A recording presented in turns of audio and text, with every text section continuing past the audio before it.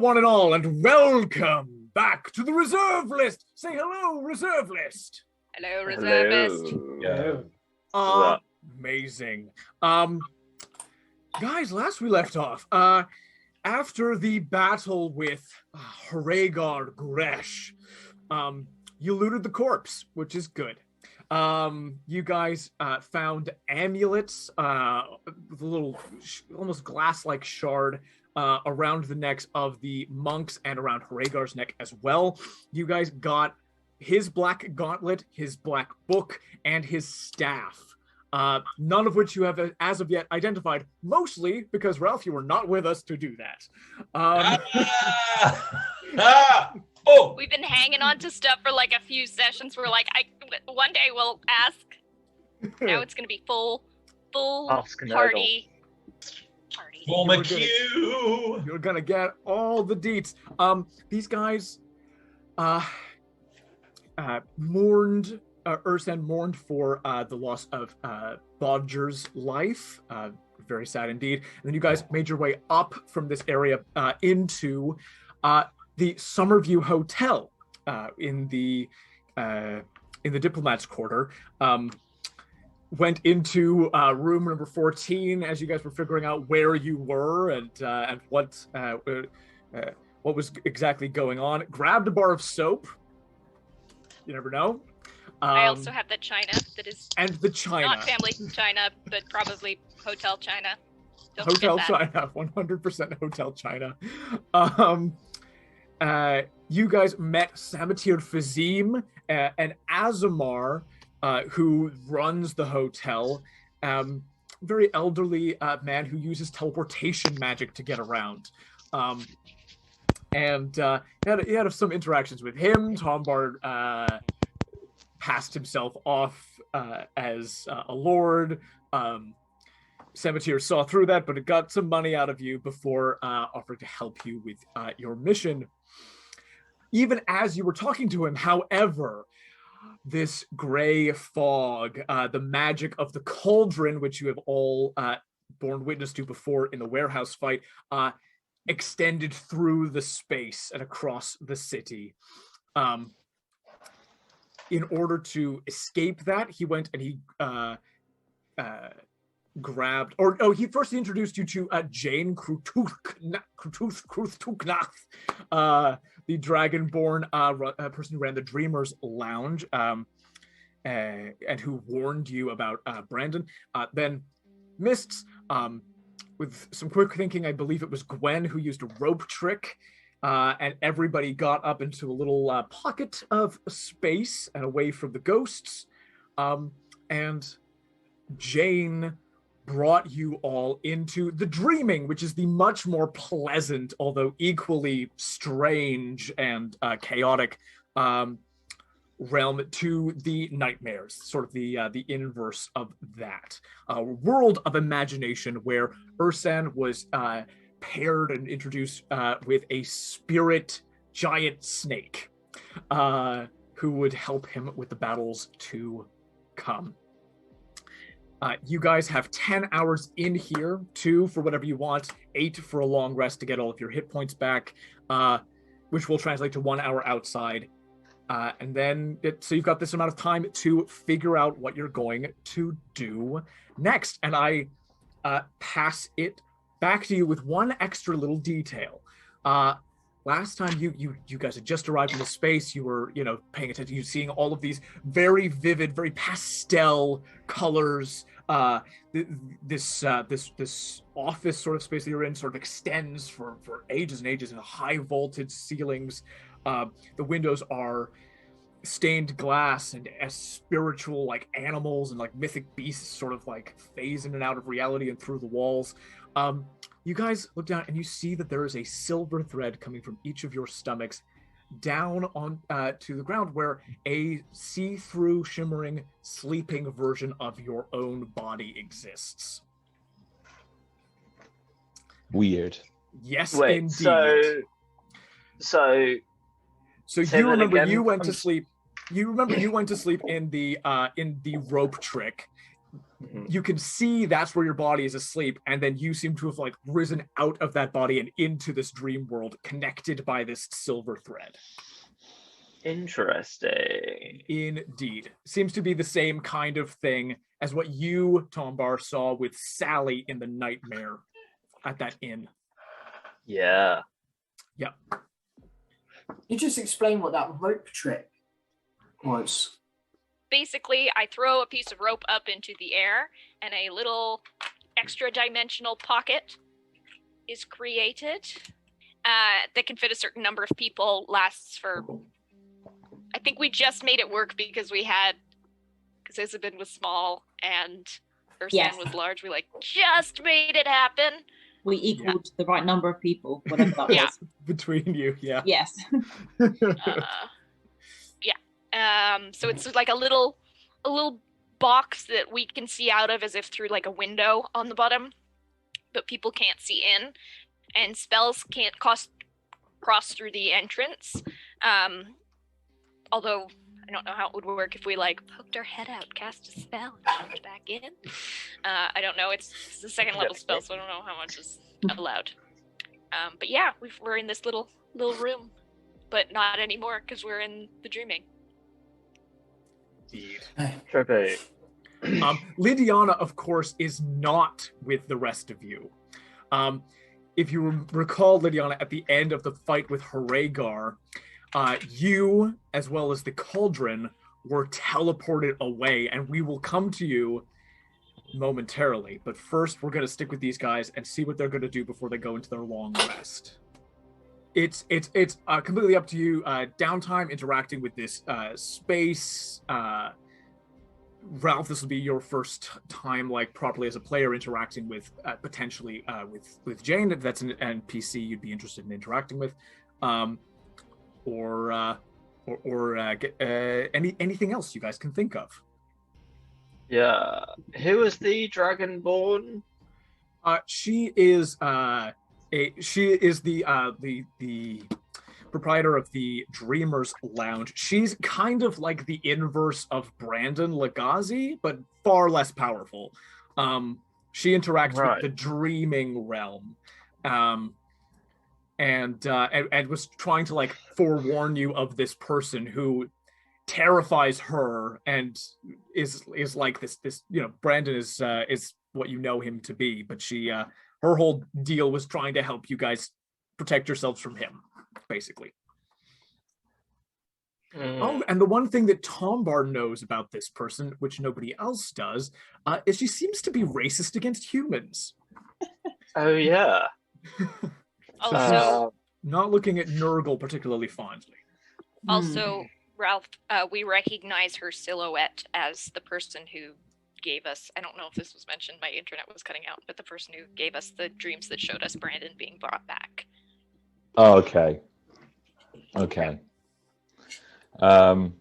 Fine. What if she doesn't like me then? I don't know. Interact with her. Go on. Sorry, don't let me but like. No, no. I think it's probably best if I don't interact with her. That's a Tombar choice. Yeah. We have. Oh, go ahead.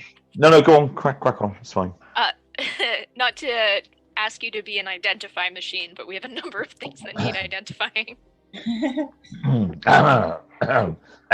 Yes. Okay. I see that everybody has a nice little collection of different things here. What do we have? We've got the amulets, the gauntlet, the book, and the staff, to the best of my knowledge. Yeah. And there's a sanding stone, but we don't know who it goes to. We know what it is, but we don't know who it goes to, but I don't think we get that from identifying. Very interesting. Very interesting indeed. You see Nurgle reach into one of his little pockets and microdose a little bit with a mushroom, and you see his kind of like eyes roll to the back of his head, and he takes one of the items. Let's go with the gauntlet, and sort of looks like he's doing some kind of clairvoyancy over it. As I can feel. And he identifies. What does he identify, Josh? You identify. It's like, this is a gauntlet of Bane. It requires attunement. The user must be a cleric in the service of Bane to attune to the item, which grants them 2 uses of the divine intervention feature each day instead of 1, unless Bane intervenes, in which case it cannot be used for 7 days as usual. As my DM explains, it is one of these. Like that, and then tosses it to one side. Next thing! And then takes the staff, and again, he's sort of like moving his hands up and down it. Very interesting, very interesting. What's the identify? I'm assuming we're doing these as... we're not spamming my spell slots here. We are going to do these as rituals, if that's okay. This is called the Staff of Pandemonium. The user must swear loyalty to Pandemonium and at least one of the associated gods to attune to this item. This staff grants a +2 to attack rolls and damage with spells, increases your spell save DC by the same amount. While wielding the staff, you may freely cast the Mending cantrip and gain 1 use of the following spells at the lowest level that could be cast per long rest. Invoking Leviatar, you get Cure Wounds and Inflict Wounds. Invoking Bane, you get Hold Person and Silence. And invoking Mercall, you get Revivify and Speak with the Dead. This staff doesn't do very much at all. And then lights up his robe. Oh, it's a piece of junk. Yeah. No, he explains what it is, and we'll divvy it out as and when and who is probably best for it. Me. Okay, next one. I was gonna say, I wonder who can make use of that. Yeah. Okay. Excellent. Okay. I've got an amulet, haven't we? You've got, I believe, 5 amulets. Put them all in my hands. I'll do it all at once. It'll be a clusterfuck of different, magical properties, but it'll be fun. The amulets do not require attunement, and their effect is that while you are wearing them, you cannot be possessed by spirits or undead. Nice. How many do we have? 5. Take one, pass it on. Yep. Yeah, there's no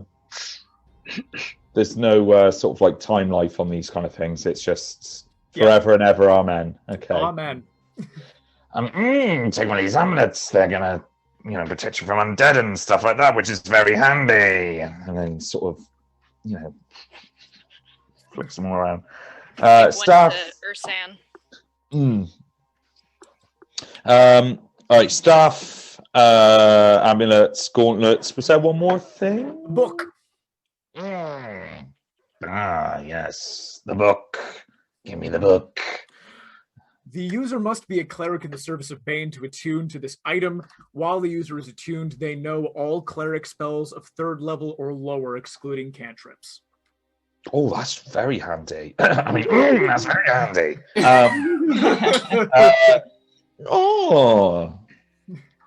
How does one become a cleric of Bane? Yeah, this one's gonna multi-class. Question is, which one is gonna multi-class? Everyone becomes a cleric of Bane. Everyone does it. Clerics is just one of the best classes out there, anyway. It's great. Yeah. It's the Swiss Army knife, isn't it? Really, yeah. It's brilliant. Okay. I'd like to put my hand up and say I'd very much like to have the staff, if that's okay. And Josh, I know that you did a wonderful job of explaining all of what its properties are, but would you mind just sending me over a little? It's in the Zoom chat. Oh, little pudding! Thank you very much. There you are, not at all. The gauntlet is only useful to a cleric of 10th level. So I'm just telling you right off the bat, the gauntlet's not going to be of use to you guys. The book, in theory, if you were to take a level of cleric and swear loyalty to Bane, the god of tyranny, you would be able to do some pretty funky stuff. And are there any other commitments I need to worry about if I want to become a cleric of Bane? Like, do I have any other commitments? You have to follow the tenets of Bane. You have to Also, what's your enact wisdom his will score? in the world. Sorry? Also, what's your wisdom score? Yeah. You have to be a certain amount of. You have to have a certain amount of wisdom in order to become a cleric. 9. Then you absolutely cannot become a cleric. You're the last person to become a cleric, I'm afraid. Yep. All right. The staff is the easiest one to get because you don't have to take a level in a class. You just have to swear loyalty to Pandemonium and one of the associated gods, at least one.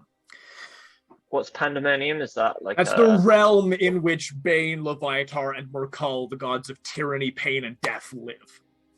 Wow. You know. Come on. You know. Sounds like, Come on. sounds like a metal band. Yes. Jesus. Atlas it is. Pandemonium. Yeah, it sounds a bit heavy for me, but I'm okay with having an amulet medal thingy. 100%. Yeah, we'll all take an amulet and then give one to Ursan. But we only have one. We have 5, right? Yes, Yeah. you've got enough for all of you. Yeah, Lydiana's not Oh here. yeah, we do, don't we? Because sorry, I was counting the windows and I was like, 6. But of course, One is the god. Yeah. Okay, sweet. Cool beans. Good. I will just say, you guys identify this stuff. Samatir's going to re-enter the rope trick, and report essentially that he found Madame Mad. He was looking for her to help find the cauldron that's causing all of this. And she was able, with a crystal ball, to find the cauldron in the central keep of Menacil. Along with Lydiana and Edgar Galanis and a whole bunch of Aruhani folks. Then she got possessed and he bamfed out. So she's fine. She's just possessed by a ghost like most people in the city probably are. Interesting. Yeah. And now that we got these medallions, you won't be possessed by ghosts. Sweet. So we can just like roam free, do the Macarena, and not worry about. Yes. Nice. So, is there any value to like having a wander around this airy fairy dreamland place? You're more than welcome to do that. Yes. Because I'm thinking like the rest of the world's being possessed by ghosts, and that's a bit like, you know. Yeah. We could just go back down, but I would quite like to walk about. We also have to make sure we get a long rest anyway, so we might as well use 2 of the 10 hours we have here to explore the dreaming. Wander the shopping mall. Yeah, all right. 100%. Sweet. So Gwen's down for some exploration. Tombar's down for some exploration. I will say, can everybody give me a perception check? You'd be so kind. Lydiana excluded, of course. I apologize. We will get to Lydiana soon. Natural 20. Oh boy. 16. What are we in for? 16. Isabyn. 24. Ooh. I've got what's it called? Observation 1. Anyway, the Servant. Observant. That's it. Yeah. Yes. Ooh, natural 20 as well. Oh my So- god! What is going on? 30. Josh, I changed how I lay my dice out. I think it's been working. There you go. That's what you've been missing this whole time. What are my modifiers? Knock on wood. 21. Amazing, but the nat 20 is going to hold you in good stead no matter what. Let's go through just some of this stuff. Isabyn, you're looking around, and you can see that like space is weird here. You just kind of have to think about moving in a particular direction. You find that distance has passed, and you can travel through the walls of this room you find yourself in. Very easily, and everyone will see that much like how the nightmare is this like horrific inversion of the real world that you're in, you guys are in the most fantastic city of all time. The walls surrounding this place go up in this like in this cylinder that just like goes and goes and goes forever and ever up and up and up and up.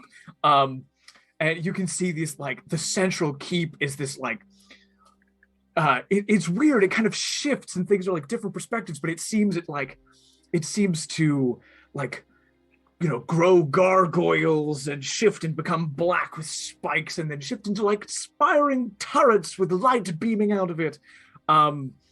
And the different houses of the city are kind of like stacked on top of each other, and everything is pastel colors and magnificent. As you look around, it's almost too much. It's like, where do I even begin here? And through it all, there's sort of like these imaginative beasts and animals carried on these invisible winds, and sometimes visible winds, for that matter. Nurgle, you're looking around. I will, with a 24, you are going to be able to find the choicest of insane mushrooms in this space. Fabulous. Yes. Let me roll some dice. 100%. The way that the mushrooms in here are going to work is they are extra nuts. So you're going to be able to roll twice per mushroom, and the mushrooms are going to have 2 effects each. Just tell me how many dice and I'll roll. Roll 2d10 for the first mushroom you find. 2d10. So I've got not so good, a 1 and a 2. Okay. I think that's pink polka dots and... and enlarge or reduce. I think it's a d4 to figure out if it's pink dots. Just so we're being fair. Yeah. Yes, color change, size change. If you got a 1 and a 2. Yeah, hold on. I had some from last session as well, didn't I? I haven't written them down. I think it was it was the smoke that pours out of my eyes and everything. Yes, that's right. Okay. Hold on. I'll write this down. So I've got a eye smoke. Yep. Eye smoke mushroom, and I've got an enlarge and reduce, but it depends on roll, doesn't it? So yeah, it's a 50% chance. So color mushroom, smoke eyes, and enlarge and reduce. Amazing, grazie. Incredible. And with the 2 nat 20s, Tombar and Gwen, I'm gonna actually with a nat 20, you guys can be looking for specific things here if you would like to be. Nice, yeah. I will kind of give you the choice.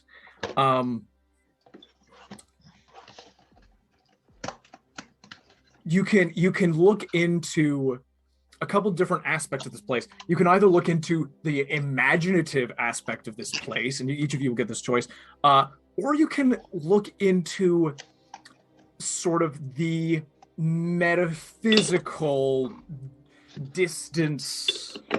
You can either look into sort of what feeds this realm or how this realm works mechanically. Shall one of us do one and the other do the other? Like, what would you like? Take your pick. I'm interested in what feeds this realm. I'm interested in all of it, but I think that's when Okay, so you're interested in what feeds this realm, which leaves me with what? the mechanics of the realm are. Realm mechanics. I like it. Let's do that. Indeed. I think yeah, let's start with Tombar. The way that this realm works, again, you sort of like you think to move in a direction and you move in that direction. You immediately can feel it's like, okay, I have a body here. I can do all the things that I can do in the real world, but it's not your body. You know that dying here will just wake you up. You will just go back to your body and you will be absolutely fine. And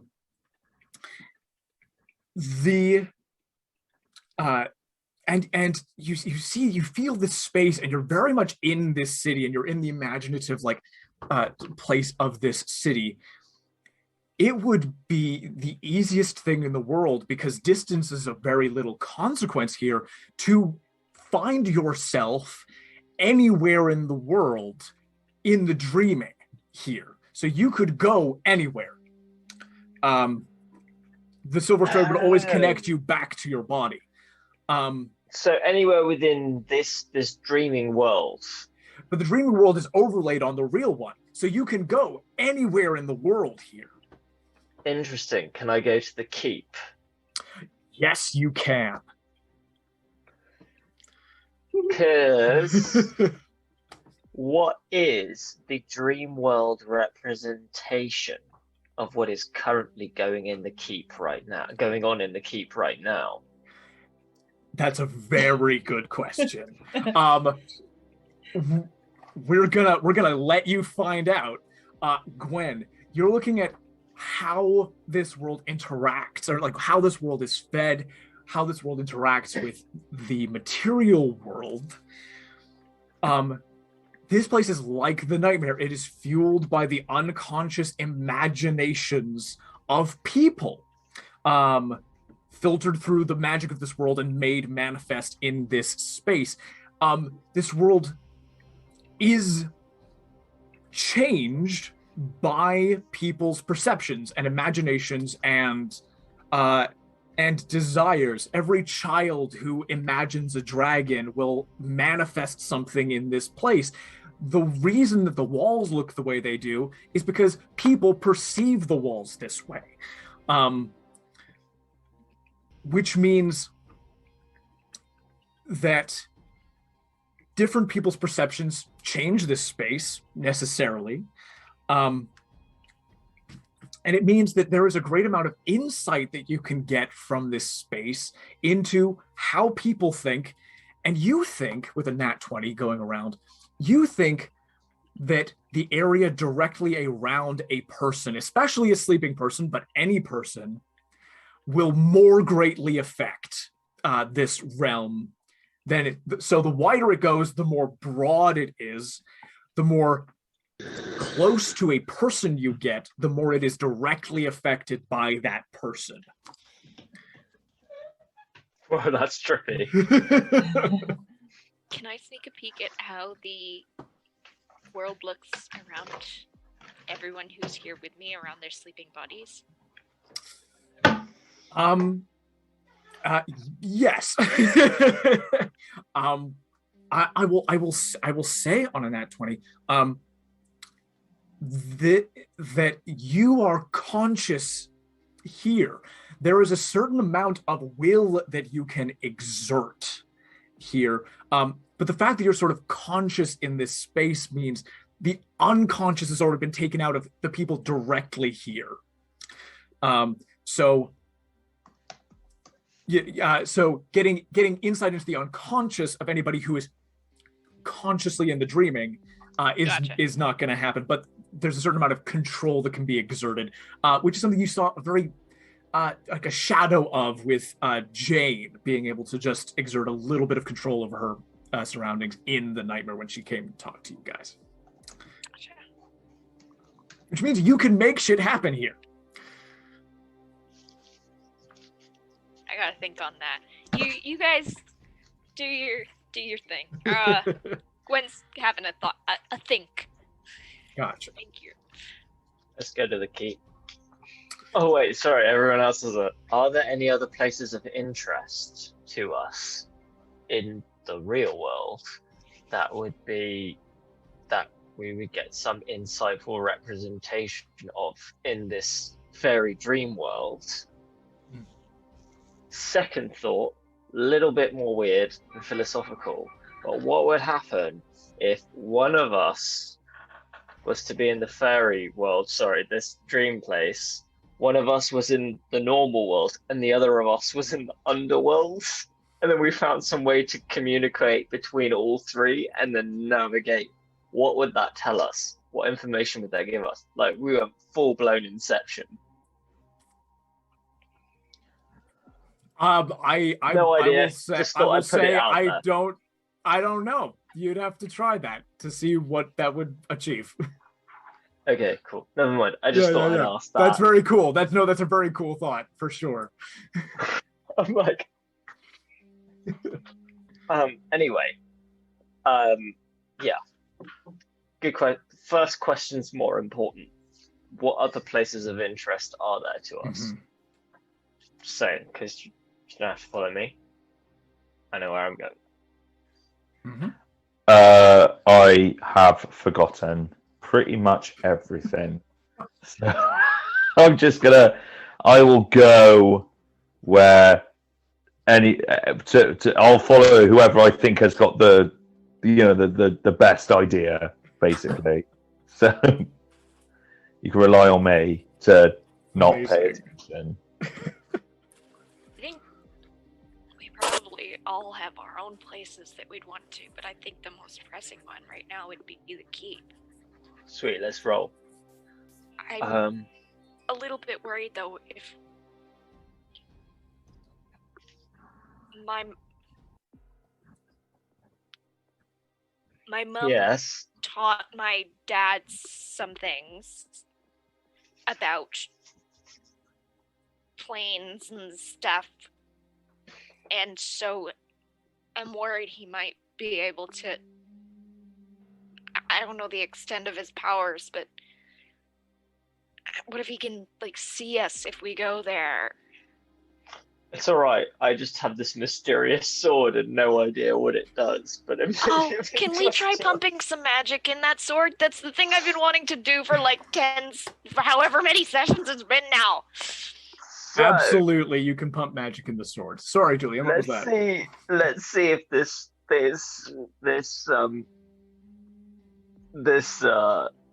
sword is let's turn the sword into a proper Chekhov's gun, so to speak. And see what it can do. Mm-hmm. If it does anything, of course. All right, yeah.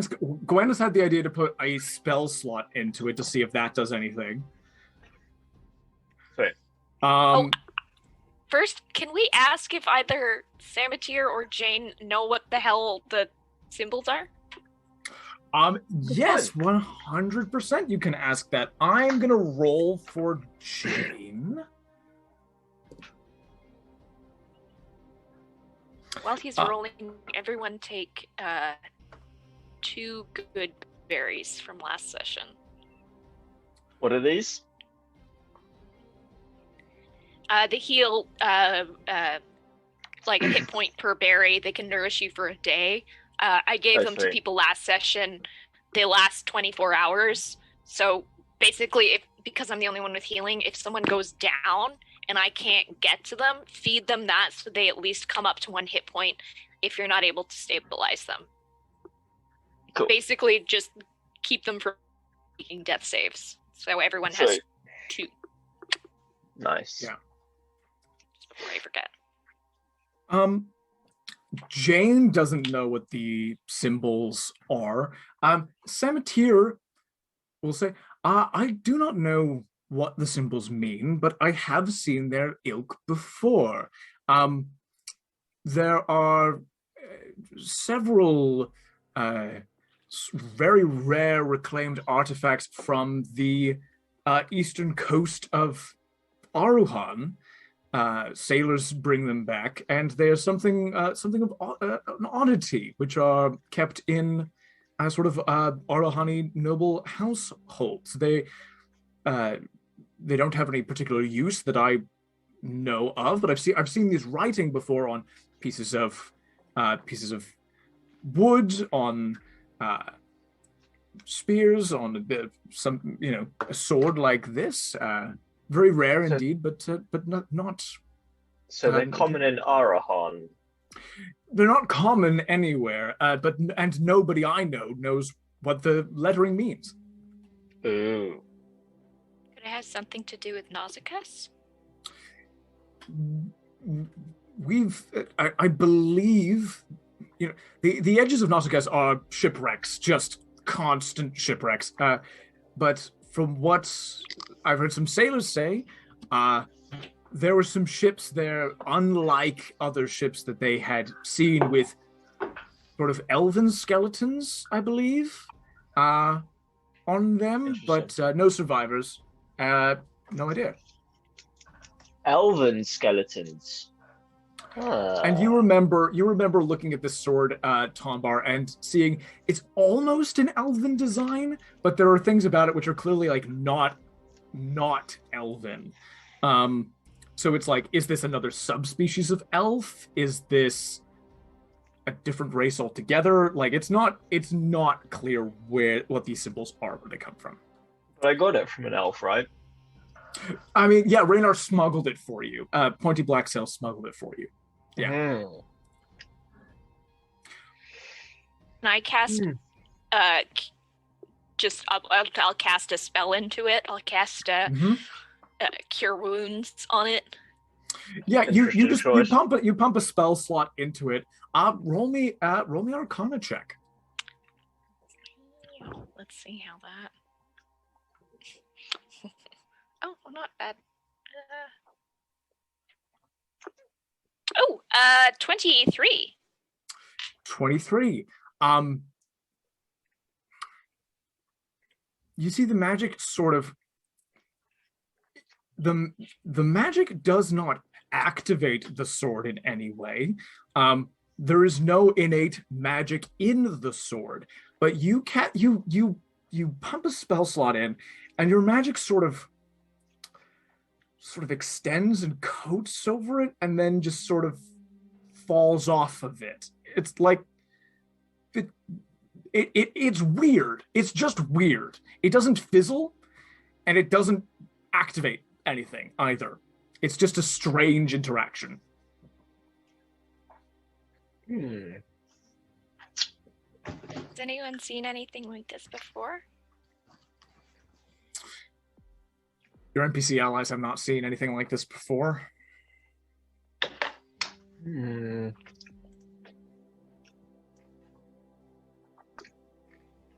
I done identify on this? Yeah, I know that sounds ridiculous.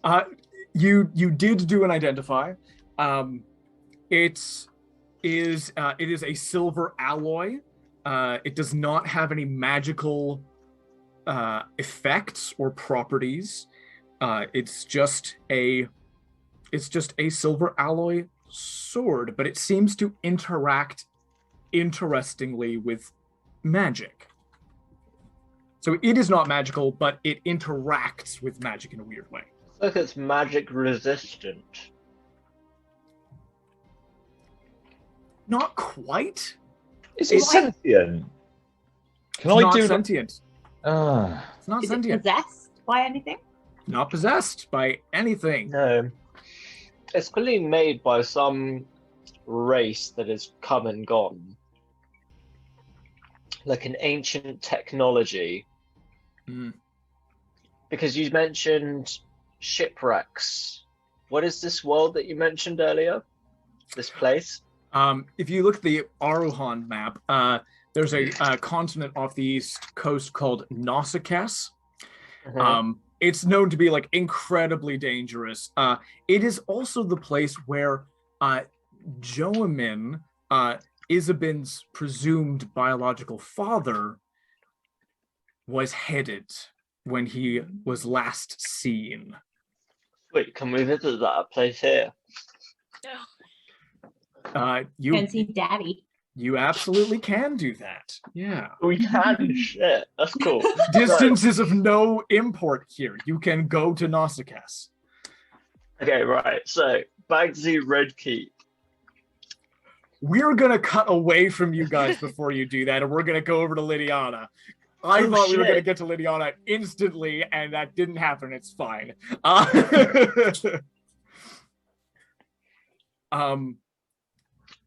Hugo.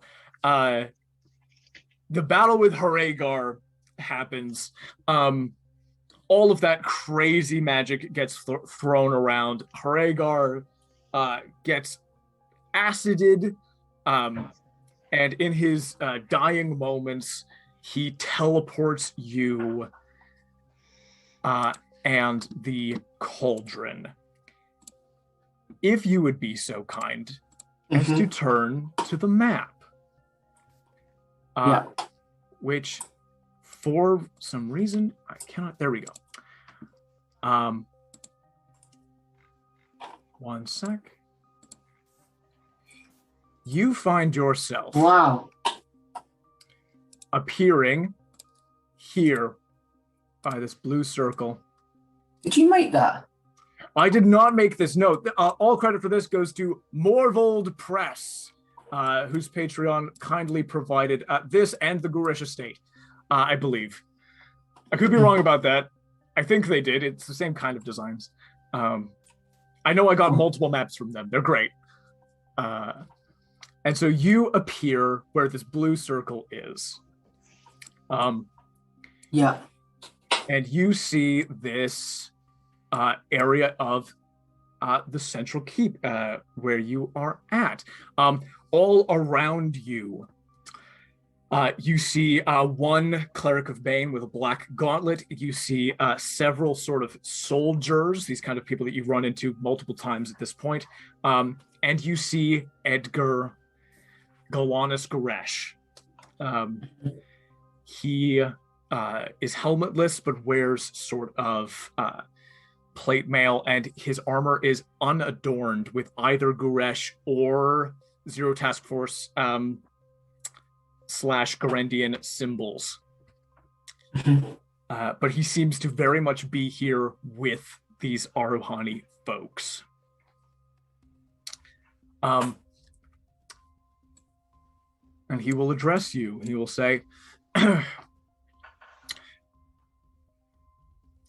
Lydiana, I don't believe we've had the pleasure since Crosshire. Once again, let me say how much of a fan I am of your work. Thank you. Thank you very much. Where am I? You're in the central keep of Menacil. You are here to activate the cauldron on behalf of a mutual friend of ours, I believe. Goes by the name of Brandon. Why me? The plan as I know it hinges on the fact that you have a connection to the Nightmare Realm. And that interacts with this cauldron in an interesting way. Allows the ghosts to come through and spread out over a large area, which is going to neutralize the city and allow Aruhan to cross the border. The Aruhani armies are going to cross the border into Garandia.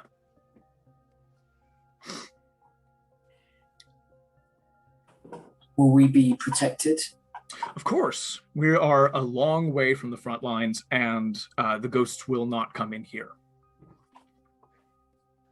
What's the true impact of this? Conquest. Big old war. Long time coming. Don't worry, your home is fine. What are you getting out of this? Me? My homeland gets to conquer everything. They get to finally win the deadlock that they've been in for hundreds of years. And it's been a very long time coming.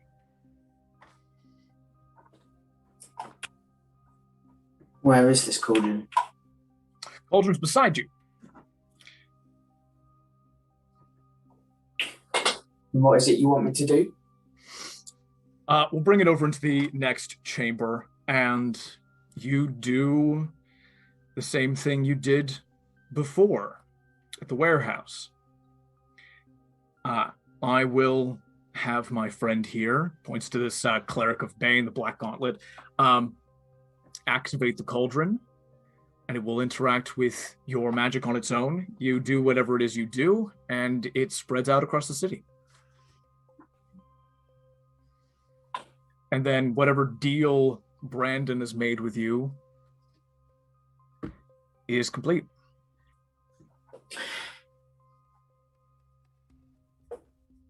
She takes a big breath, but kind of subtly and nods her face to him. Incredible. This way, if you would be so kind. He, along with this contingent of guys, is going to lead you over into this top chamber up here. And we're just going to get that cauldron nice and centered. And bring you up here as well. Nobody does you any violence or harm. Everybody is very respectful, and nobody looks violently upon you at all. They seem to think that you are an ally. Mm-hmm. This happens exactly as it appears to.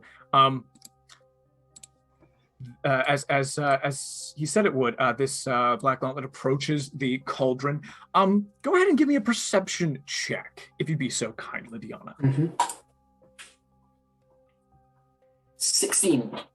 16. You're looking at this cauldron, and it just looks a little like you're a little closer to it than you were last time or something. It just looks a little more worn out to you than it did the last time you saw it. Maybe a little more banged up. You're not quite sure. Maybe it got banged up when it was getting teleported out of there or something. 16 is not high enough to ascertain exactly what's different about it, but it's just a little bit more worn out. This Black Gauntlet guy touches the cauldron. The runes light up as they did when Harathan touched it, and the cauldron activates. This sort of like mist reaches out to you, and you find yourself in the nightmare realm once more, as you have done several times now. And behind you, always behind you for some reason, is this grayscaled version of yourself reaching out a hand. I'm going to need you to do one more insight check with advantage, if you'd be so kind.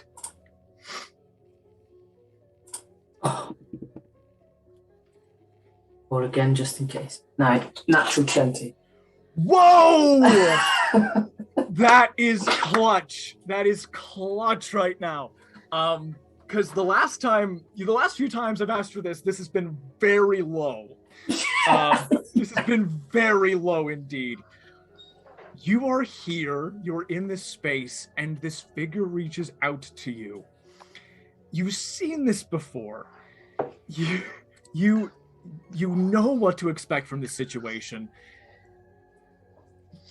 Instead of reacting instantly, you just step back. This figure does not move further toward you. This figure has never moved further toward you. This figure has never moved. She just reaches out to you, and she reaches out, and you give it that extra few moments. And her hand has not been reaching out to grab or attack you. She's been reaching out and offering you her hand.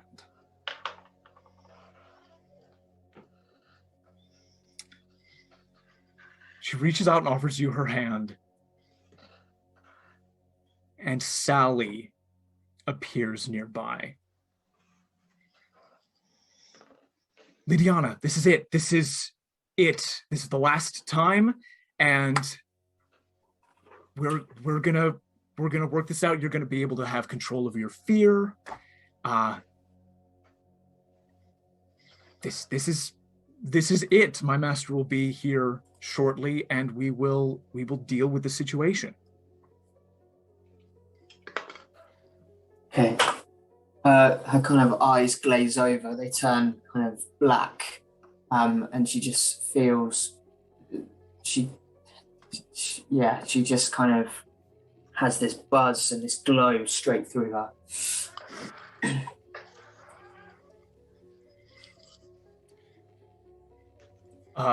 That's scary. What's happening?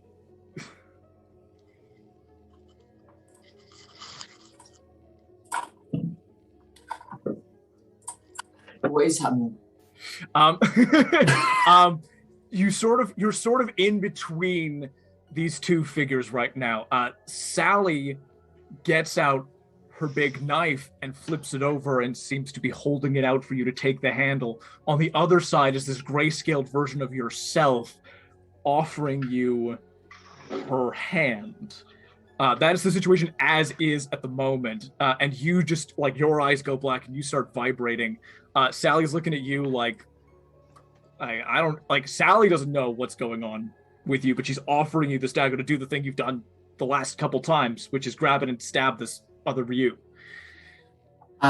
She kind of goes to take the dagger, and then just her hand is just kind of being forced away, and she just grabs the hand and whispers Lydiaxa, and just kind of goes grayscale too. You grab the grayscale version of yourself, you say Lydiaxa, and you go grayscale. Absolutely insane. You go grayscale, and this version of you melts and fades and becomes you. Two halves of the same person split between the nightmare and the physical world finally become one person. Lydiana Lydiaxa, you have lived your entire life being terrified because the nightmare realm has been feeding into your mind since you were born. This part of yourself, which lives in this space, is a part of yourself, and you have been fighting, suppressing, and rejecting it in order to cope with what you have been feeling for a very, very, very long time. As this melds back in with you, you still feel afraid, but it is not overwhelming any longer. You feel fear. This space is terrifying. These situations that you find yourself in, death, all of these things, all these questions are terrifying. But you have mastery over your own fear. It does not force your actions. Through that, there is courage, there is choice, and power and self-mastery. Pushing away this part of yourself gives you temporary numbness, even giddiness from your pain, but you would never have truly grown into your own power had you done as Brandon and Sally have been telling you to do. You would always have needed their help to continue to suppress and push away this part of yourself. You merge with this other half of yourself. You don't need help. You don't need to push away anything anymore. I'm going to tell you a couple of abilities that you're going to get in a few seconds, but for the moment, know that the Nightmare Realm and the Mortal Realm are equally available to you, and you may cross between them whenever you wish. Lydiana, you become one with yourself. Sally looks at you. Sally looks confused. Sally's like, what the heck is happening here? And then you feel a chill. You are yourself, but you are not invulnerable. You are much more powerful, but you are not invincible. And you feel fear. You feel someone like you coming closer. And before you stands Brandon Lagazi again. It was my understanding that we had a deal, Lydiana.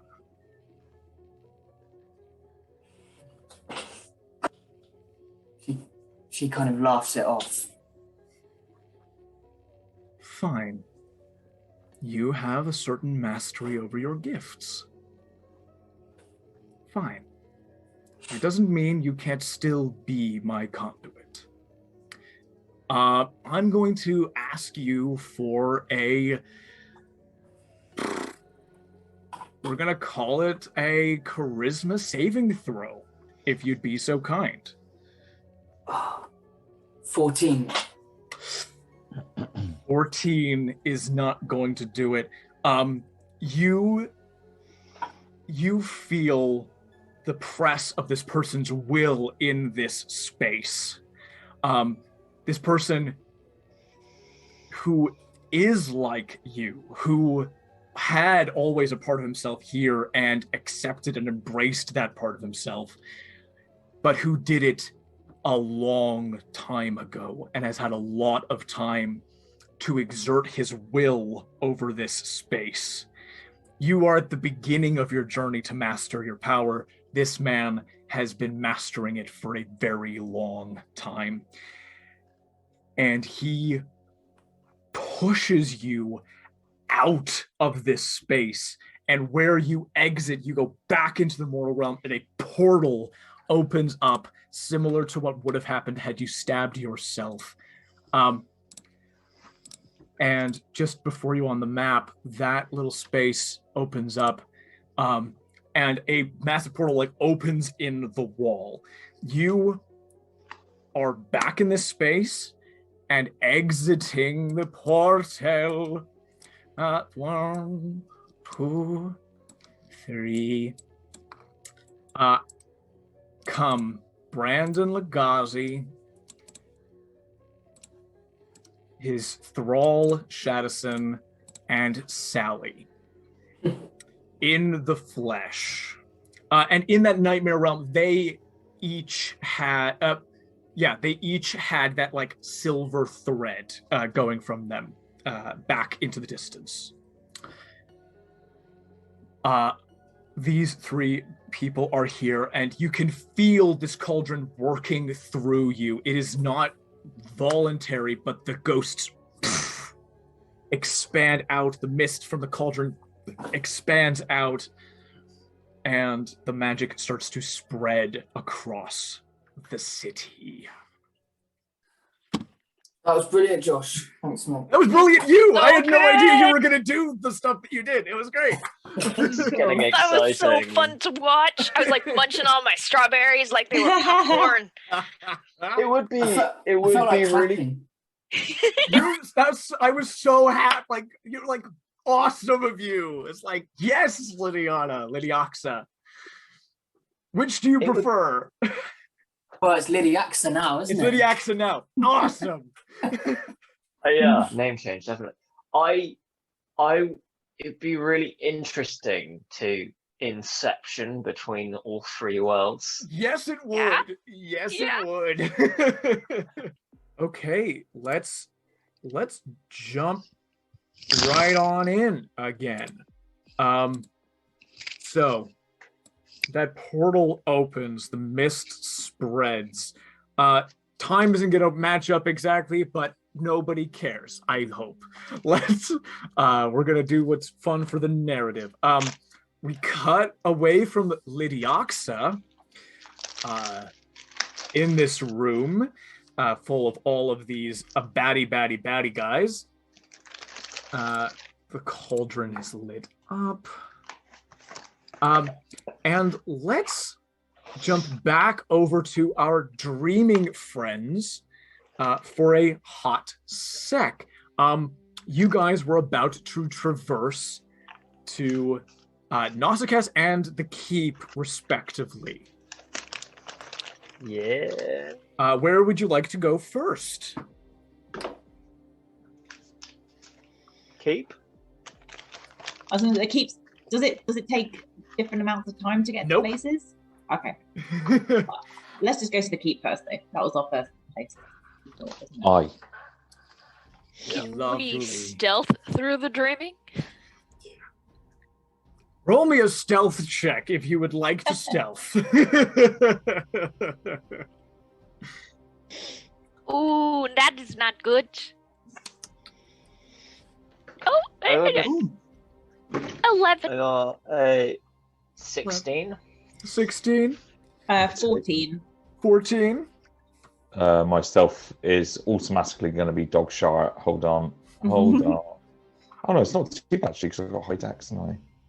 Oh yeah, that's a bad roll though. 12. 12. Okay.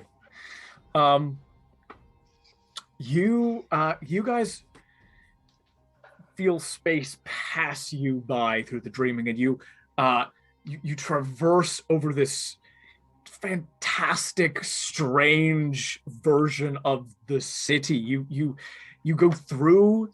Let's open up a little map of Minnesota. Actually, let's just do that, and I could do a little descriptor for you. Should have done this before starting, really. You guys traverse and you see sort of the walls of the city as they, the four different walls as they converge inward toward the central keep. And you're kind of like going along the southern side of this wall that lines the diplomat's quarter, and the east gate opens up, and you get like, as you sort of pass in this like blur of space, you see it like opens up into this crazy cornucopia of sights and smells and fabrics and buildings that sort of like tower upward and outward and like collide and mesh with one another. This is like the daily market that you guys have been through before. You kind of get a bird's eye view of as you pass by. And you pass along, and you go and you find yourself going through the walls of the central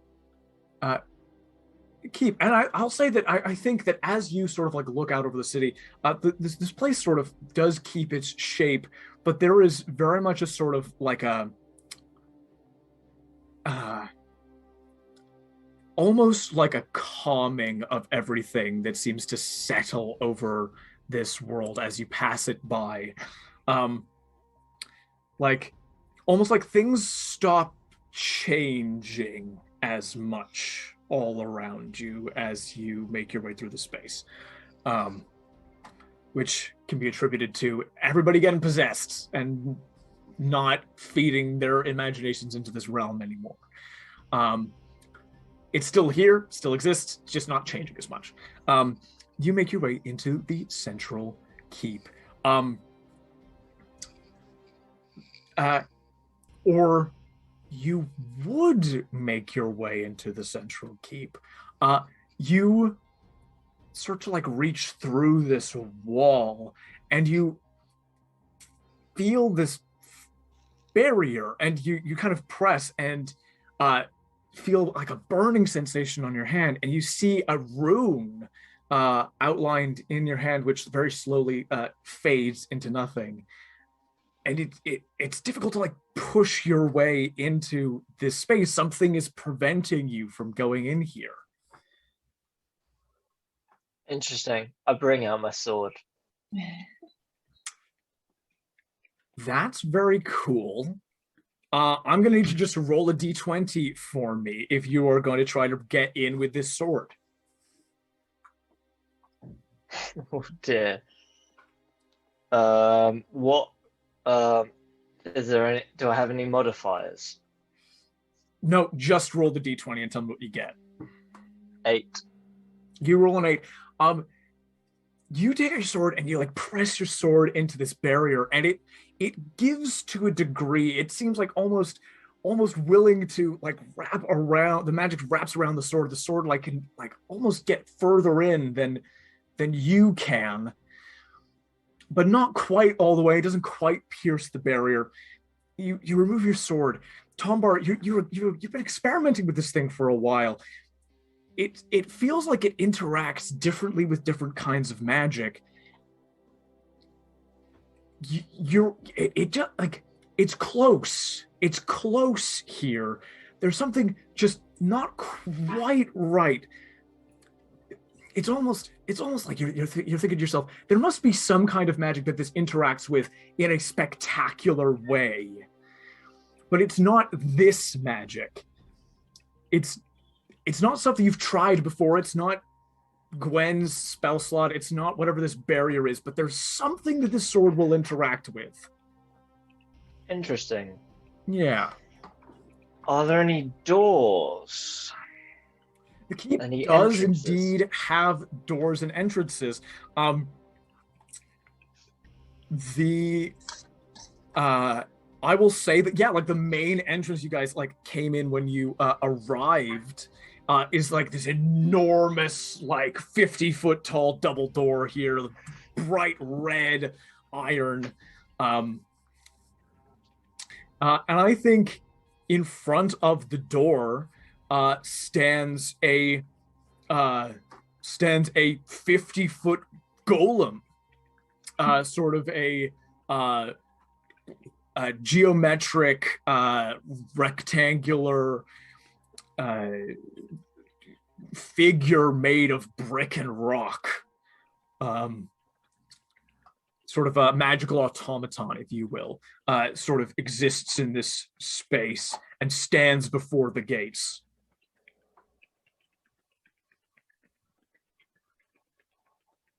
Can it see us? Sorry. It seems to see you. It's got like two little points of light that sort of like clock you as like eyes.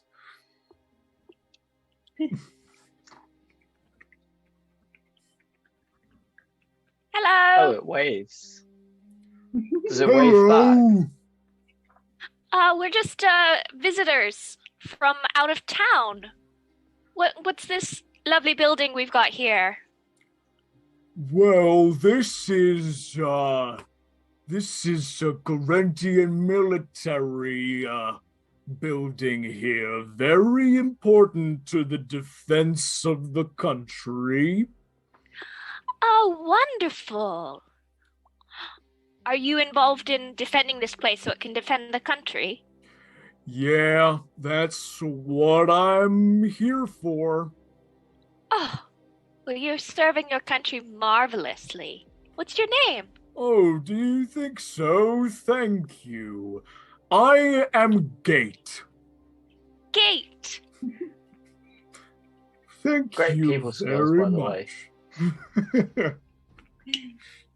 Talking to him or me? Both. Kate sort of nods. Have you seen anyone who's sort of not usually here enter in recently?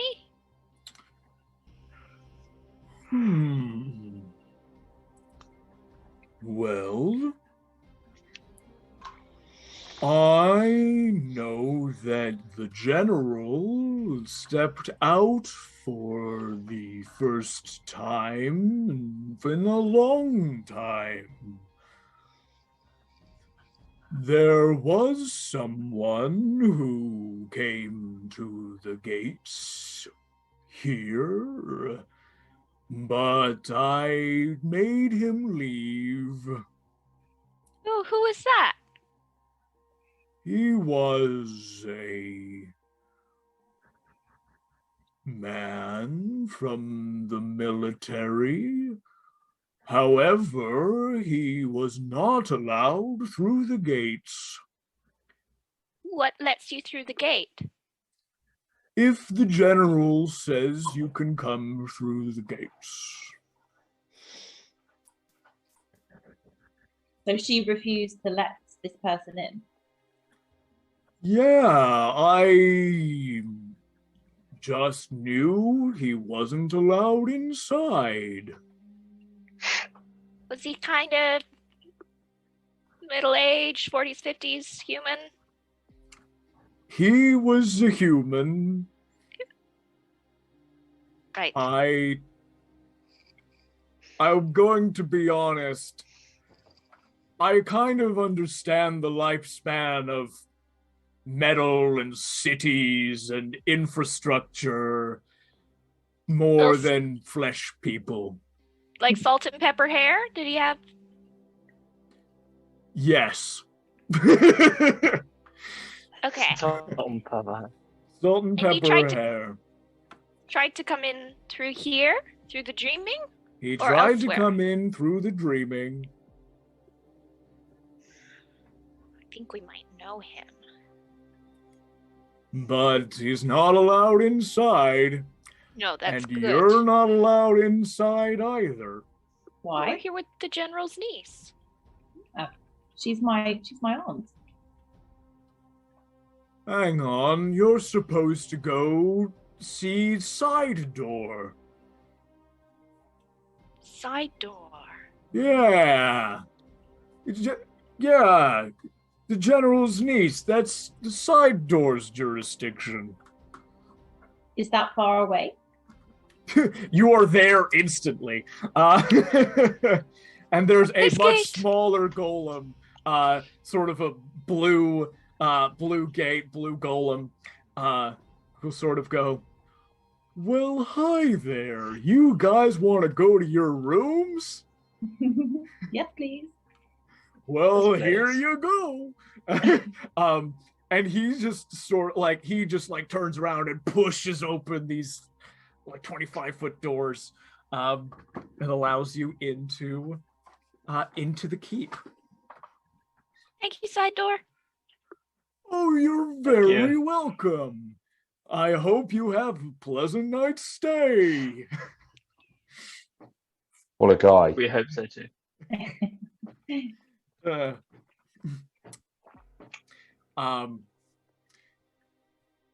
It does not take long in the keep itself for you to come to this sort of central closed off chamber.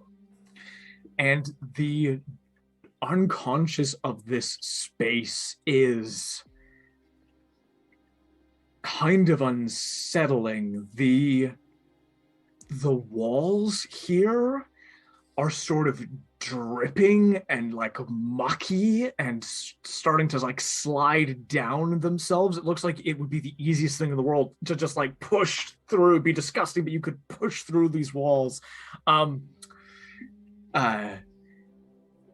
Yeah, the stone sort of feels more like sand and dirt and like straw bale than solid rock. On one side, you can see sort of a disturbance in the air. It's not clear here, but it's just a disturbance. And you can't see figures because the figures themselves are not here in the dreaming. You get a sense of this place. There's one space sort of like through a wall in sort of like a closed off compartment area where there are just like just racks and racks of infinitely spawning weapons are just constantly being brought into existence and fading off into infinity and just continually being created. That seems very like potent and strong. And you see in this one area, at first it's like it's not quite clear, and then you focus on it and you see sort of this blurred outline of a person here. It's like a white shadow of a person, just very plainly dressed. But Gwen, this is probably your dad. You could tell this is probably your dad here, and surrounding him, all around him, open, individual, floating eyes.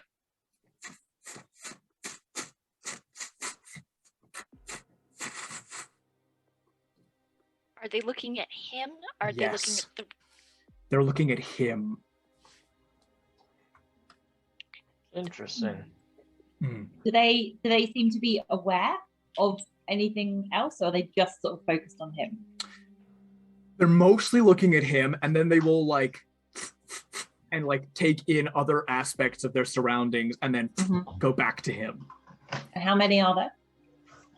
You count at least a dozen, but again, sort of in this space, they seem to come in and out of existence. Is there anything distinctive about them? Do they look to be human eyes? What color are they? Yeah, they do seem to be human eyes, and they're mostly brown. A couple of green pairs of eyes, but mostly they're just brown eyes. Yeah. Any we recognize? Just not from just the eyes, no. Okay.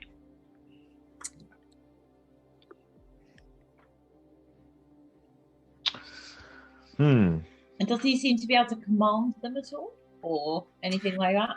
No, you guys are kind of getting an impression of what's being generated from this space imaginatively. This is behind a wall, right? You guys can kind of go as you will through the walls of the space. You can kind of see the walls, but they don't hinder your vision or movement in any way here. So you are in and that. What was the slimy muck wall place? It's all of the walls here seem to be sort of slimy and mucky now. Are they the kind of walls that if you went through them, you could go through them and then they'd kind of go back up to what they were? Yeah, 100%. The vibe you get sort of here is this place feels unsecure now. It's this place that was strong is no longer strong. As in we're vulnerable in it? No, you're not vulnerable in it. The place itself. Okay. In the real world had a sense of safety which has been broken. Got ya. Yeah. All right. Let's go right up to him and have a chat.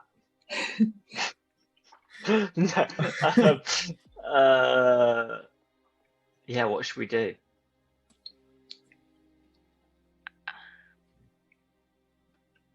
When do you want to talk to him?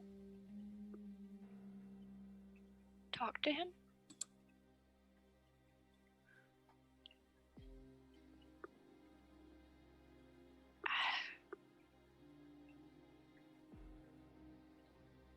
She's just, Gwen's just staring at him in the eyes.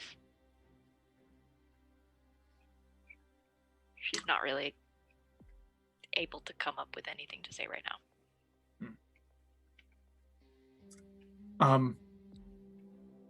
Can I ask about the green eyes? Do they look like regular green eyes, or do they look Legazi green? They do not look Legazi green. They just look like hazel eyes. Regular. Cool. Yep. Can we have a chat between us? Yeah, you guys are here. There's nobody else in the dreaming here. So these people, in theory, won't hear you. Okay. So what do we think the eyes are, guys? Do we think they're his like soldiers or his guards or blink dogs or what? Can I, just before we chat, Josh, can I do some Arcana checking on the eyes, please? Yes, 100% you can do that. Let's have a look. Do you want me to do investigation or Arcana? Arcana, I think, is the right check for this. Fabulous. That is 21.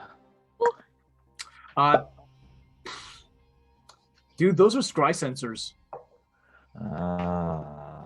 What is that? What is For the scry uninitiated? sensors? There is a spell called Scry here where you can basically put a little sensor near a person or location of your choice and look out through that, no matter what distance is between you from a remote location. So in theory, if Isabyn were to cast Scry on her father, it would put a little ball next to him and you could see him and where he is and what he's doing. Scary shit. So they're spy cameras, basically. He's got a bunch of arcane spy cameras on him. And so is this quite high level magic? Is this something? It's sort of mid-level in terms of like all magic. It's a little higher than what you guys are capable of right now. It's like 5th level. Right. It's a 5th level spell of 9. Okay. Yeah. So he's got someone spying on him. He's got a lots of lot of people people spying spying on him. What about the brown eyes? It's sort of a mixture of eyes. They're all sort of have the same attention to and quality to them. But the greens are specifically... No individual eyes mean anything here. I'm telling you that they're just different people with scrying on him. What color are my dad's eyes? Oh, dad's eyes are brown. And what color have most of the Guresh eyes been? Brown. Yeah. Which is a totally uncommon eye color. Yeah. Cool. Thank you. No worries. I'm going to focus on primeval awareness, and take a minute to attune my senses to determine if any of my favorite enemies lurk nearby. I don't know how this will work because we're in the dreaming. Yep. And it's basically any of my favorite enemies within 5 miles of me. Okay. And my favorite enemies are Fae and humanoids. But it lets me know the how many, if there's groups or whatever. But I'm thinking of blink dog puppies. Your primeval awareness pings humanoid wise everybody around you and the 2 people back where your sleeping bodies are. Okay. Jane and Saboteur. Those are the people in the dreaming. Humanoids, rather. Faye goes absolutely nuts here. Far too much to process. The nearest to you are 3 little signatures in this room. Can you just explain what that means, please? It means the blink dog puppies are close by. Okay. All right. I go to them. You go to them. There's a. Could you roll me a animal handling check? I believe is what I'm asking for here. Yeah. Also, through sounds and gestures, I can communicate simple ideas to a beast in action and can read its basic mood and intent and stuff. Indeed. And all that fun stuff. And I'll also speak in Sylvan, and I'll tell them, where did it go? Where did it go? Where did it go? I had the puppies' names. I had the other puppies' names. And now I feel like a bad person because I can't remember them. No, that's fine. Give me 1 sec, and I will tell you their names. Didn't they have rhyming names? I think they might have. I remember the mums' names from the first time we saw them. Rima, Prima, Nile, and Sand, but now I can't remember. The puppies have different names. Why am I such Sedin a and Gran. Yes, I have that somewhere. Thank you. No worries. I think, okay. Thank you, Sedin and Gran. I go to them and I say, I tell them that. We've got Sedin and Gran, and we're trying to get you out into safety and to get back with them. You don't immediately see the puppies. You feel where they are, and there's sort of like an impression of them. Give me that animal handling check. Right, yes, that whole thing. Let's go green. Natural 20! Natural 20. These little blinking into existence are these 3 little puppies. And they recognize the smell of their siblings on you, and you catch them up, and they absolutely adore you. 100% puppies for days. I love them so much. What are their names? Bon, Blue, and Trick. Oh, right. It does say that right there. Thank you. On the map, yes. Thank you. Yeah, and they're sort of here. They're like, so you got them? Okay, we're in a room. We're in a room, and there are some bad people in the room, and they're doing some bad things. What are they doing? I don't know, but it's scary. I understand. It's scary stuff. It'll be okay. It'll be okay. Can they, just because of the nature of blink dogs, yeah, can they come into the dreaming? Like, can they come into the dreaming and we take them? They cannot come physically into the dreaming for very long, but they can come into the dreaming temporarily. So they pop in and we catch them? Kind of. You see you kind of see what they do is they pop into the room.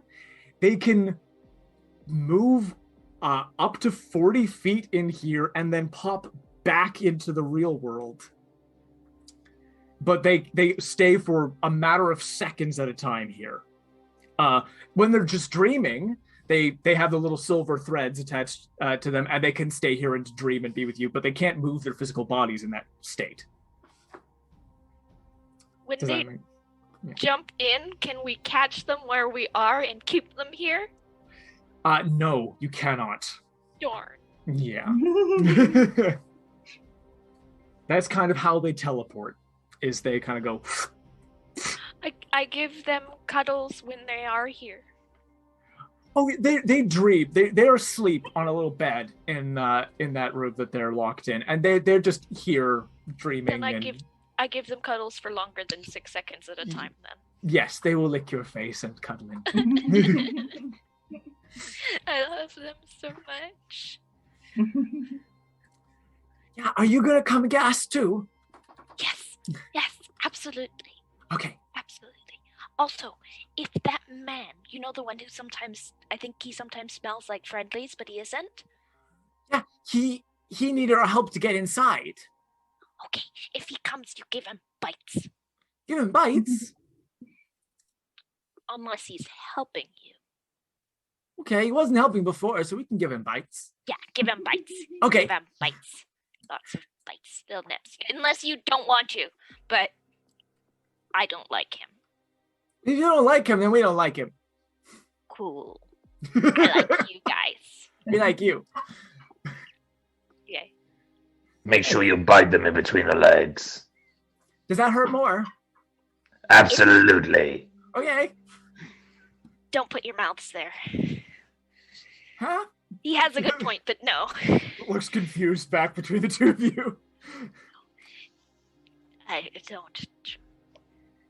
Okay, if you can't bite them in between the legs, make sure you bite them in the throat.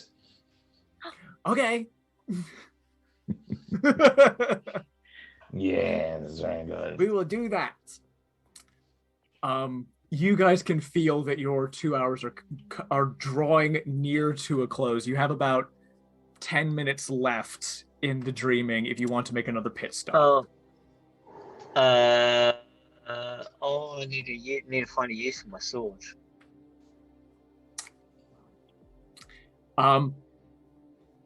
Roll an investigation check, Julien. It's just going to be a straight investigation check.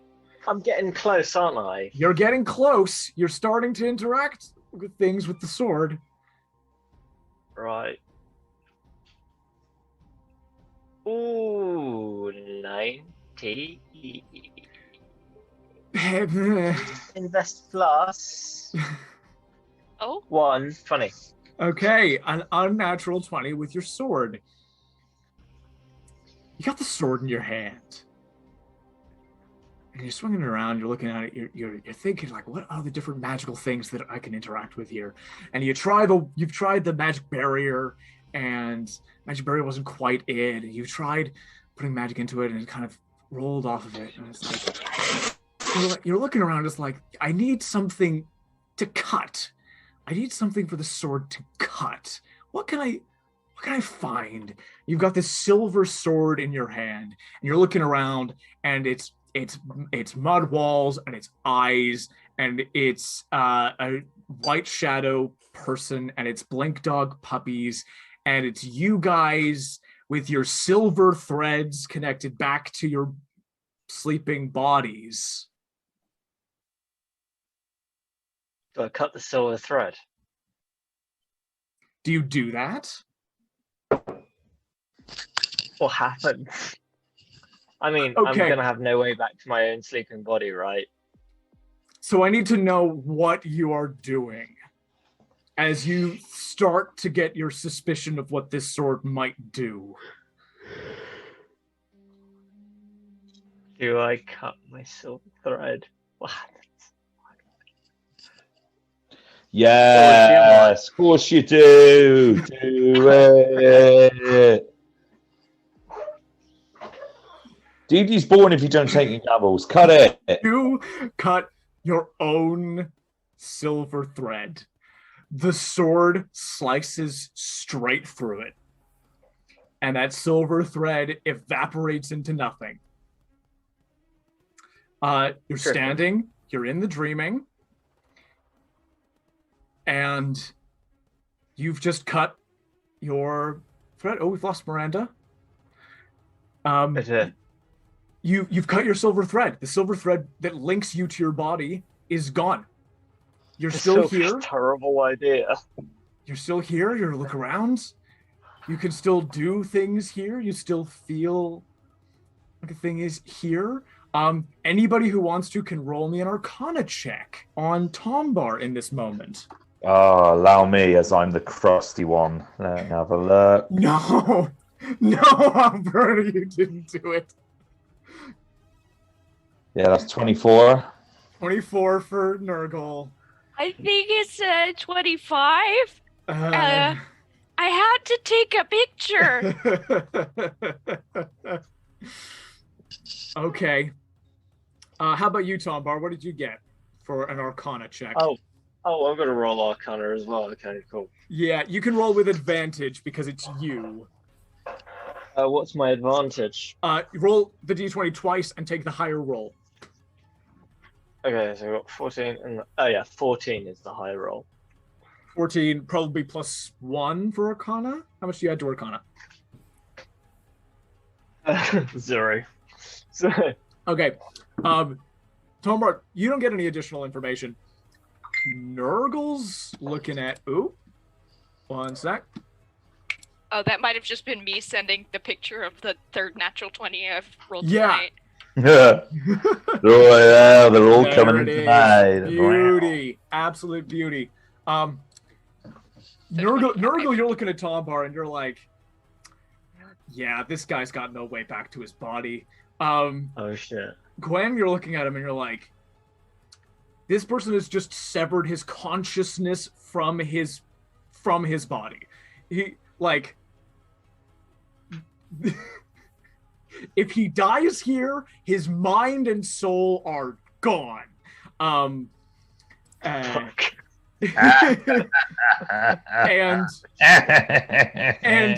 there is no way for him to go back into his body.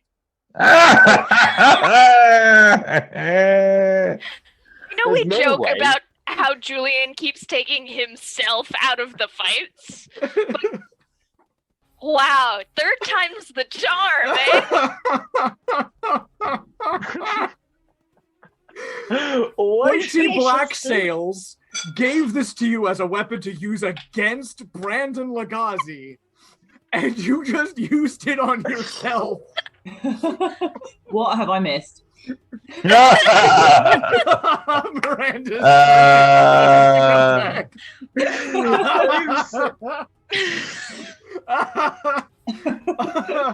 Oh my dear lord! What have I done? He figured out what his silver sword did, which is it cuts through that silver thread, which tethers you to your body. But he cut his own silver thread, and now he cannot go back to his body. And if he dies here, he is permanently dead. Nice one, Tombar. Nice. Yeah, fucking hell, mate. None of us stopped him because we were all so curious.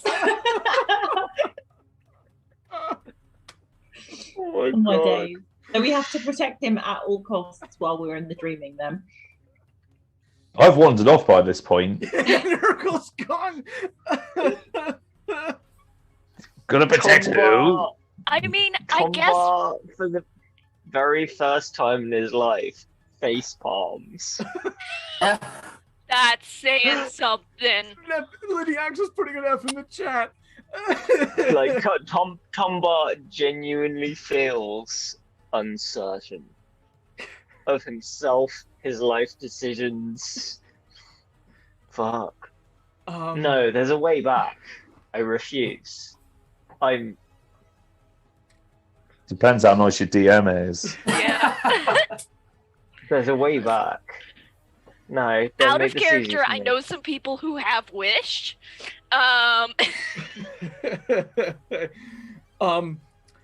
What I will say is magic is magic. There are ways of doing things. But you are currently stranded in the dreaming. That's better than the nightmare realm. I can always project you as a ghost in the mortal realms with my magic wand, Tombar. You'll be there in spirit if you want. You know, what does my book say about this? Short Sam Gold. I think you've got to have a silver thread to read your book, mate. Gutted. You interestingly haven't seen Short Sam here in the dreaming. He was there with you in the nightmare, but it doesn't seem like he's here in the dreaming. And I'll say with your nat 20 before, you take a look around. There are some spirits that kind of like appear here, but then like the spirits that appear here disappear almost instantly. Like one or two like ghosts, for lack of a better word, appear in this place. You see somebody who looks like they were like a baker, and they sort of look around and go, "This is crazy." Turn into a ball of light and shoot into the sky. Immediately gone. The gods of light and goodness, who sort of rule over the four positive aligned outer worlds, sort of heavens, if you will, care a lot about their souls that are going to make it to them and organize them very efficiently and send them where they need to go. Ghosts that end up going to a lot of the negative planes, like the hells or the abyss or pandemonium, etc., it's not always so immediately brought where they need to get to. Okay. Short Sam Gold is not in the dreaming because he was not going to go to heaven. is the short answer to that. Interesting. Yep. Hmm. You guys are running out of time if you're going to have a long rest here. Oh my god. Well, you got to look after my body. You guys are you guys going to check out Nausicaa, or are you going to go back to your bodies in this moment? Well, I might check it out because it's not like I have any other options. Can he talk to us still? Can he? Oh, if we're not in the dreaming, but no, if we're not in the dreaming, can he still talk to us? You don't know. Okay. Holy shit! What have I done? Oh man. I mean, at least if my dad tries to like bamf out to the dreaming, you know, we've got someone on the side. That's not reassuring. Well,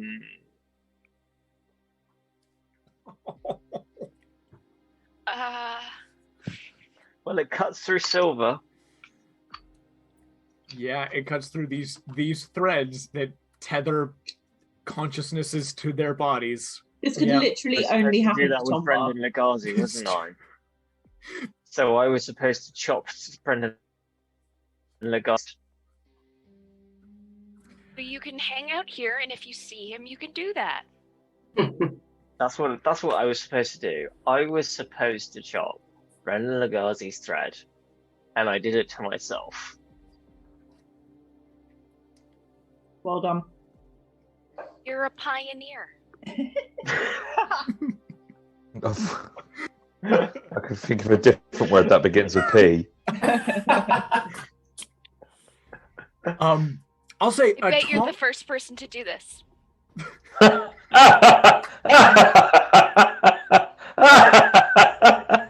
are paving the way.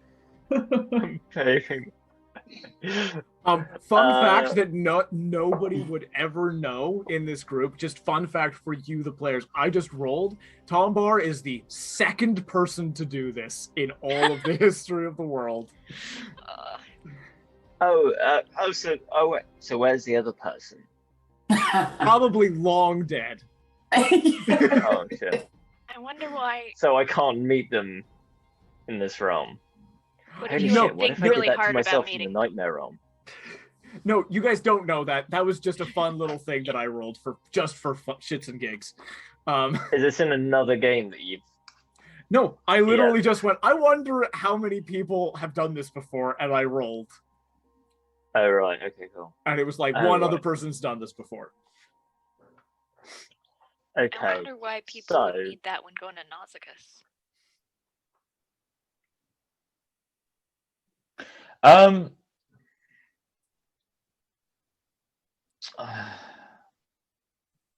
Wait, you said magic is magic. There are ways. I'm finding a way. Wait, hold on. I might be able to help. I'm just reading. Could we banish him once we get that? I can take. I've actually got banishment, but Literally, I feel like this might be a turning point for Tombar. Like he's sobering up. in any dimension. Okay, so I'm just going to read out the mending spell a minute, which I do have. Okay. So the spell repairs a single break or tear in an object you touch, such as broken chain link, two halves of a broken key or torn cloak, or a leaking wineskin, as long as the break or tear is no longer than 1 foot in any dimension. Oh, I see. You mend it, leaving no trace of form of damage. The spell can physically repair a magic item or construct, but the spell cannot restore magic to such an object. Yeah. By mending, no. Really good idea. No, it wasn't. I skim read everything. I just saw dimension. I was like, oh, it fucking works in dimensions. It's like, 1 foot in dimensions. Oh shit. Yeah, no good. Right. Is he in the ethereal plane? No, he's not in the ethereal plane. The dreaming and the nightmares are kind of a mesh of the ethereal, the Feywild, the Shadowfell, and the Astral Sea. Kind of a mix of all of those. Okay. I can't blink there. If you were to blink, I would probably put you here. Yeah. I probably would. Okay. Yeah, so Wait, for that, yes. Wait. I think Sorry. Tombar might be able to get blink. But wait. Okay. Okay. All right. Wait for it. I'm waiting. I can't wait to hear managed. I found my way into the Shadow Realm by following someone else's thread. This is true. So, who else's thread can I follow to get back to my physical self? The first thing that comes into your mind is, what about Jane, that dragonborn with dream powers? Sweet. I turn to Jane. Are we with Jane? Is Jane near? You can go back to where your bodies are, for sure. It's about time for that now.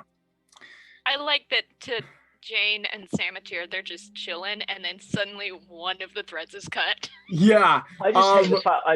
I literally just hate the fact that we went to a keep to watch a bloke surrounded with eyes.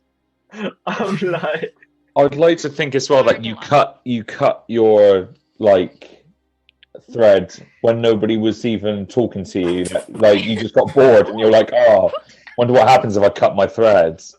Whereas everybody's like trying to work this out and like, got this thread. Like a toddler with a pair of scissors. Yeah. A toddler with a pair of scissors. And then you're like, and you're like, oh shit. And then like you kind of look around at everybody, they're still nattering away like, fuck.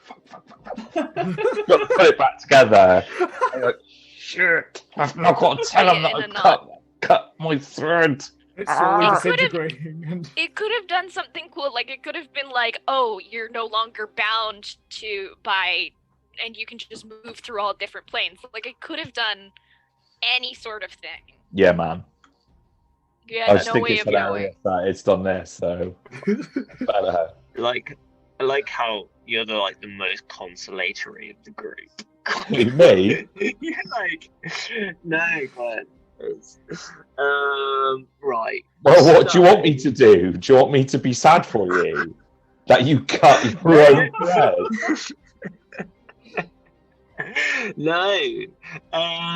Right. Okay. Okay. So, I know it cuts through silver now. Silver cuts through silver. But anything can cut through silver, surely.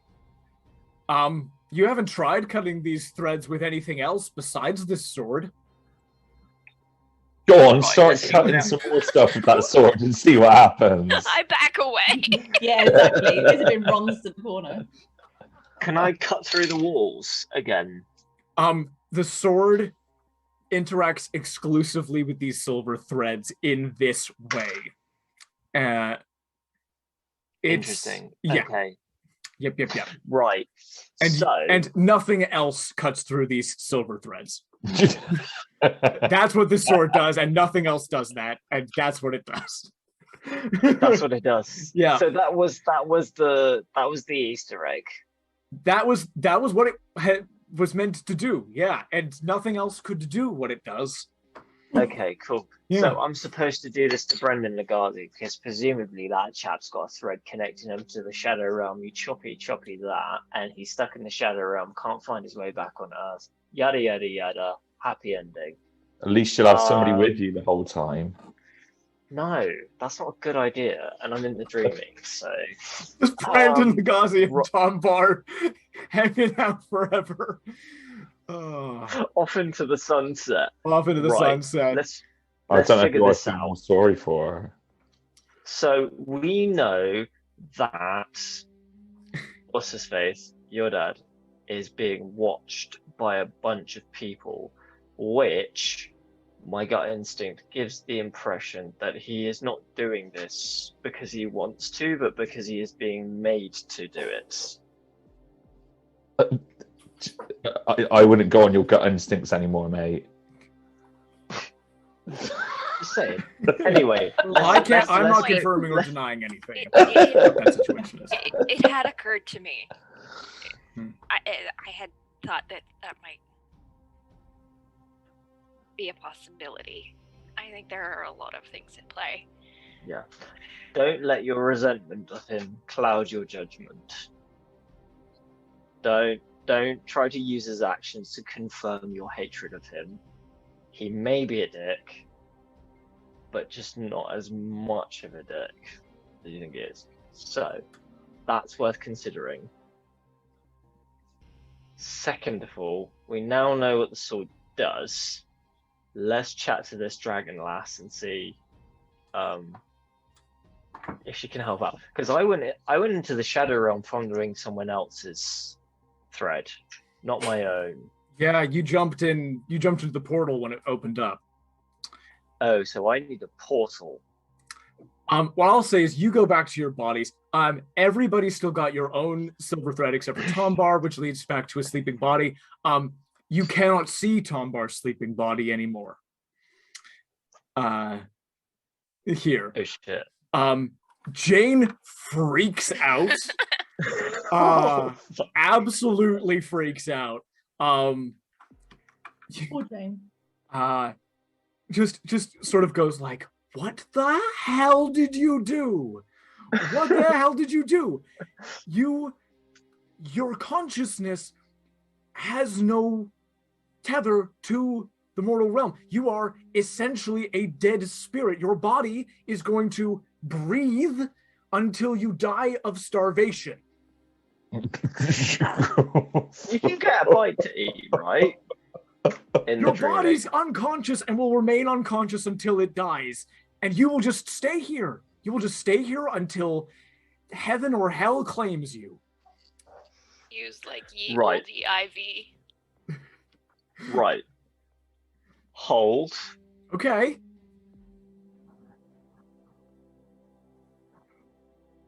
Now, So, hear me out, Dragonborn. I went into the Shadow Realm following someone else's thread and was then able to find my way back to the mortal realm. Is there any way that I can do a similar thing here?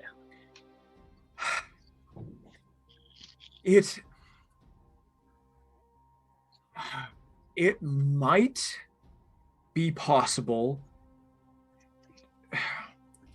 to get back to your body, but you would need a physical portal between dreaming and the mortal realm. You would need an actual, not a sleep transference, you would need an actual gateway back. How would I do this? I'm not powerful enough to make one. To the best of my knowledge, nobody is. You would need some kind of extraordinarily powerful artifact. Like the cauldron? That's exactly what the cauldron does. That's exactly what the cauldron is doing right now, but not to the dreaming, to the nightmare. Challenge accepted. I can get you to the nightmare, but once you're there, my power is useless. I can basically get you there and then you'll be on your own. Is it Right, possible so- for us to reverse the cauldron and make it change direction? Is that something that we could do, or does it have to be whoever owns it? Or Reverse controls it? polarity?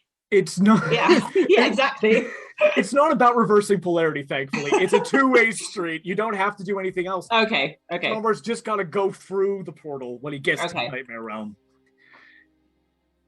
Right, so how do I... Oh god, this is crazy, because Nightmare Realm is dangerous. No shit! By the name. Oh, It's basically... And if you die, you No. don't wake up. You're Fuck. gone. what if? Holy fuck. I don't want to go into like... So Tombar is visibly scared for the first time in his life. Uh, Shit. Don't fail me, D20. what if we rest and then you shoo Tombar over to the Nightmare Realm. So he's only there for a little brief moment of time. And then we come back. Right, because the silver thread was keeping me safe in the Nightmare Realm, wasn't it?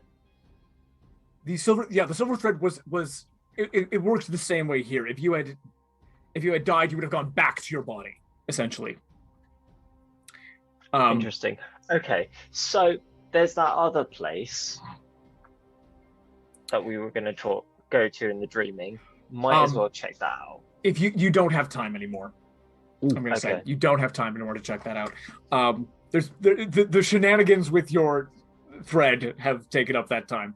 One shot post campaign. One shot post campaign to deal with Nausicaa.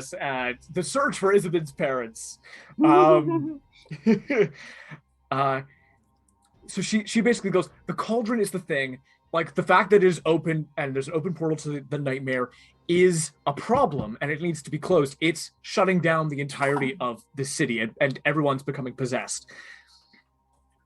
So the way this is going to have to work is you're going to have to go to, in the mortal realm, and you're going to have to go to the cauldron, and Tombar's going to have to make his way through the nightmare to the cauldron. You're going to have to bring him through and then shut it down. And you should be able to, like, go in. If you go through the mortal realm, you should be able to go in and get him and protect him and bring him back through. So, here are my... So, wait, do I go to where the cauldron is in the dreaming? Yes. Okay, this is trippy. Yeah.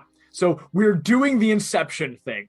We're doing the Inception thing. You're going to be going on the Nightmare Realm level. They're going to go on the mortal plane conscious level, try to, like, go in and grab you and bring you back out. Do we have to bring his body with us? No, you don't have to bring his body with you. He'll just kind of like... Yeah. When we... Thank you. No Thank worries. you for understanding what that... Yeah. No, I got you. This is tense. My cat. This is. Am I correct in saying that there might very well be like a D&D death here? I had said that wasn't something that was necessarily going to be on the table, and there were all kinds of safeguards and things I put in place to make that not happen. You have pushed this to its limit. I'm like reaching here. I'm like, there's a way for you to come back. I'm gonna say it. There is a possibility. We're nearing the finale of the show. There's a possibility that Tombar does not make it here. No. If it was gonna be anyone, it was gonna be Tombar. Let's face it. Okay, I refuse to die. There you go. Shy bright, mind quick. That's what Tombar is all about, isn't it? Yeah, shine bright, die quick. Okay. I'm like the Lemmy of the group. Okay. Time is passing in the dreaming. You know, we'll do a little teaser. You guys take a couple of minutes to check out Nausicaa just for a quick overview, and then you'll take a long rest. You go up and up until you see the map of Cygalia. You see the lands of Cygalia spread out below you. You see the globe of the world.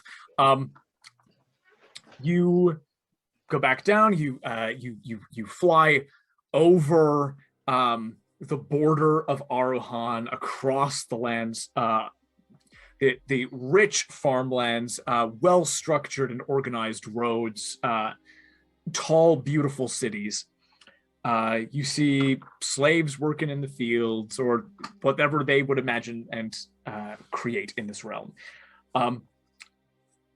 You go pass over the ocean. The ocean is terrifying here. like absolutely churning with multicolored fish and the most enormous beasts of all time and krakens that just extend for like a mile long. Absolutely nuts. Cool. And Nausicaa comes into vision. This large, hundreds of feet tall trees making up this jungle, utterly impenetrable jungle that spans a continent. And you see just skulls and crossbones and warnings and the word death just manifesting itself all along the beaches, along the outlines of this space. And you feel that going further in the dreaming would be deadly dangerous here. Is this the point where the dreaming meets the nightmare realm? Because you said it, I'm gonna tell you. Kind of, yeah. This is this like a weird segue? Because you fucking said it. Like, well, I'm not gonna make you roll. That's so funny that you just kind of said what the deal was with this place. Tombar, you kind of go, is this a place where the nightmare meets the dreaming? And you feel from inside this impenetrable jungle, you feel this churning of imagination and nightmare meeting in the mortal realm. There is a nexus like the North Pole here, like a maelstrom centered in this place where things are created and are real. So it's like a three-way intersection between the nightmare realm, the real world, and the dreaming. Yeah. Can I do primeval awareness to sense any fae or humanoids within 5 miles? You go ahead and do primeval awareness. Yeah. 100. Like, it's weird because this is like a nexus. This fucks with your senses, but so you don't get numbers, you don't get distance. You know that somewhere in there are humanoids. Obviously fae, but there are humanoids somewhere in there. Dude, what the hell, man? That's awesome. I've been sitting on that being like, that's its own campaign and no one will know about it forever. Julien, you managed to flip this session over and then flip it over again. Yes. It's incredible. you Tombar, like it's one of those things. The others have like a safety tether, but it would be like going and like flying one of those like manned like gliders in a hurricane for those guys, right? There's still an incredible element of danger for them if they were to go into this space. Tombar, you're like death, just death if you go forward. Okay, I'm stepping back. Yep. Not an okay place to be. Nuts. Like, it's not like it's everything. It's everything, and it's like physics are fucked in this space. Just a fun little thing. What's going on in there at the very heart of this continent is something called a possibility storm, where quantum mechanics go fucking apeshit. So it's like, so we've gone from Inception now to Interstellar. Yeah. Josh, why is that ringing a bell? Why is quantum mechanics ringing a bell? No, possibility storm.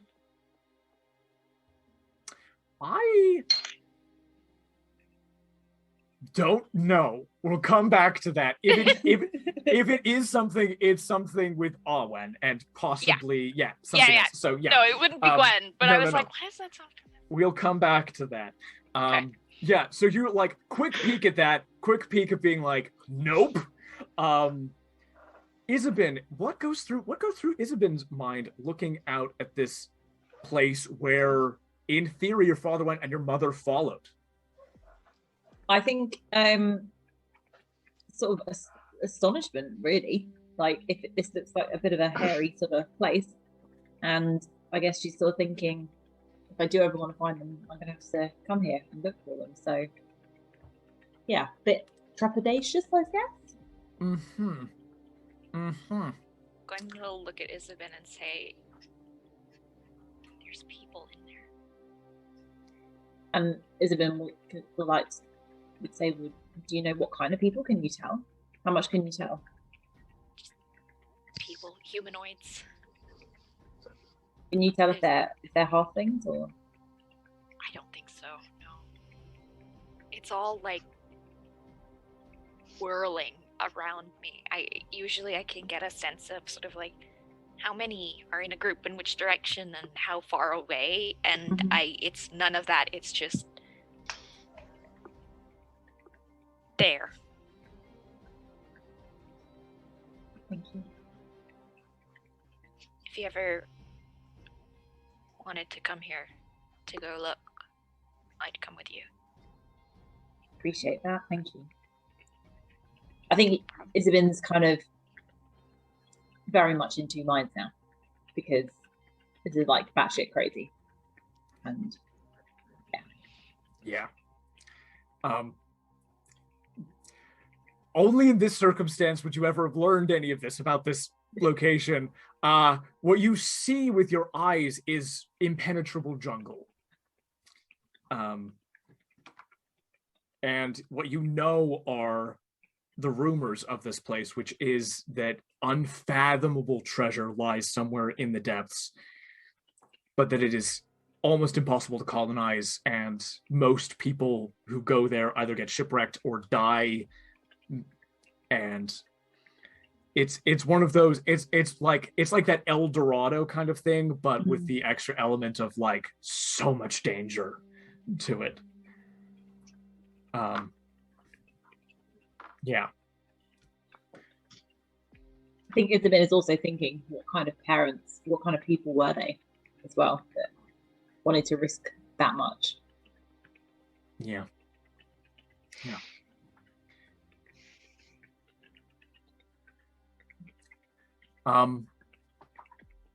You leave it for now and head back.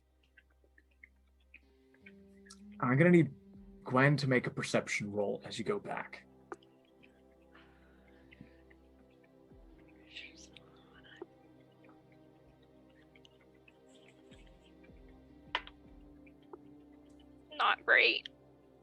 Not great.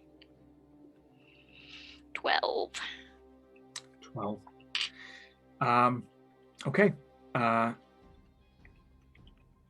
Sorry, everyone. Okay. You guys head back to your bodies.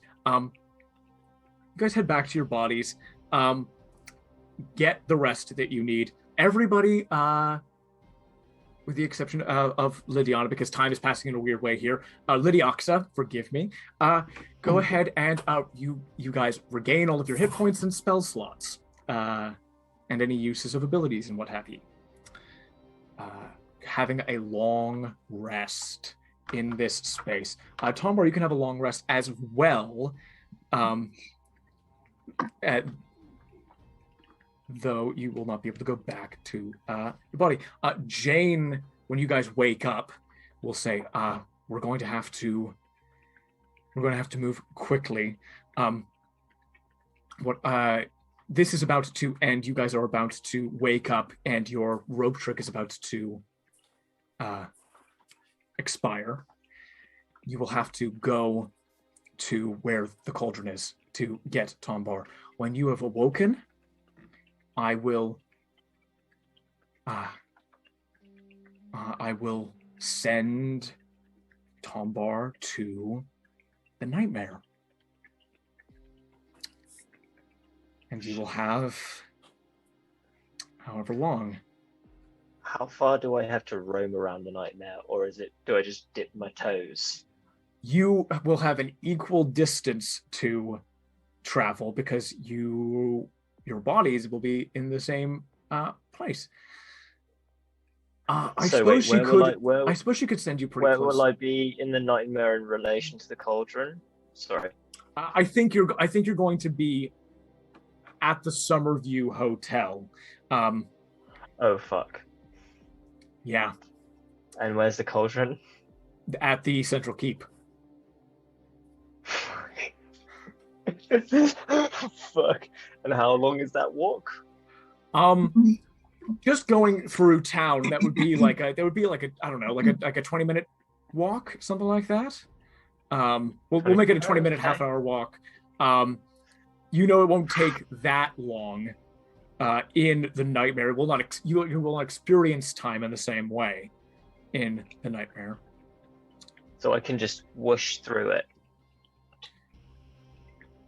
Something like that. Things will be a little different, but there will be something, for sure. You have the sword. You have your amulet. So no dangerous souls can harm me or possess you. Possess me. No ghosts can possess you. I mean, hopefully a lot of the stuff that you usually encounter is currently taking a little trip to the material plane anyway. Maybe. Mm-hmm. Oh, is it going to be empty? Literally going to be a ghost town. No pun intended.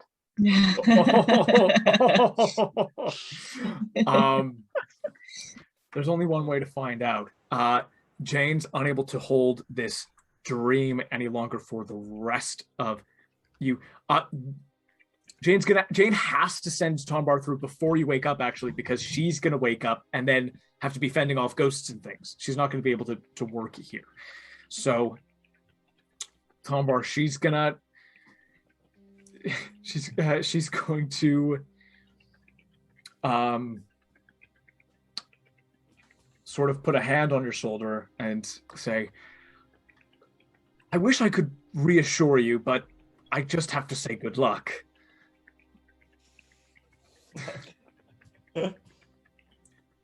And she will push Tombar, and you see Tombar's silhouette sort of remain in this space, and his body sort of like extends backward and out, and then his silhouette like stays for a second where it was, and then you just see the nightmare realm through it, and then it is drawn back, and Tombar, you are in the nightmare realm, and all around you are writhing bones and tentacles and eyes and beaks and claws. And we're going to cut away and leave Tombar there. Fuck. The rest of you wake up.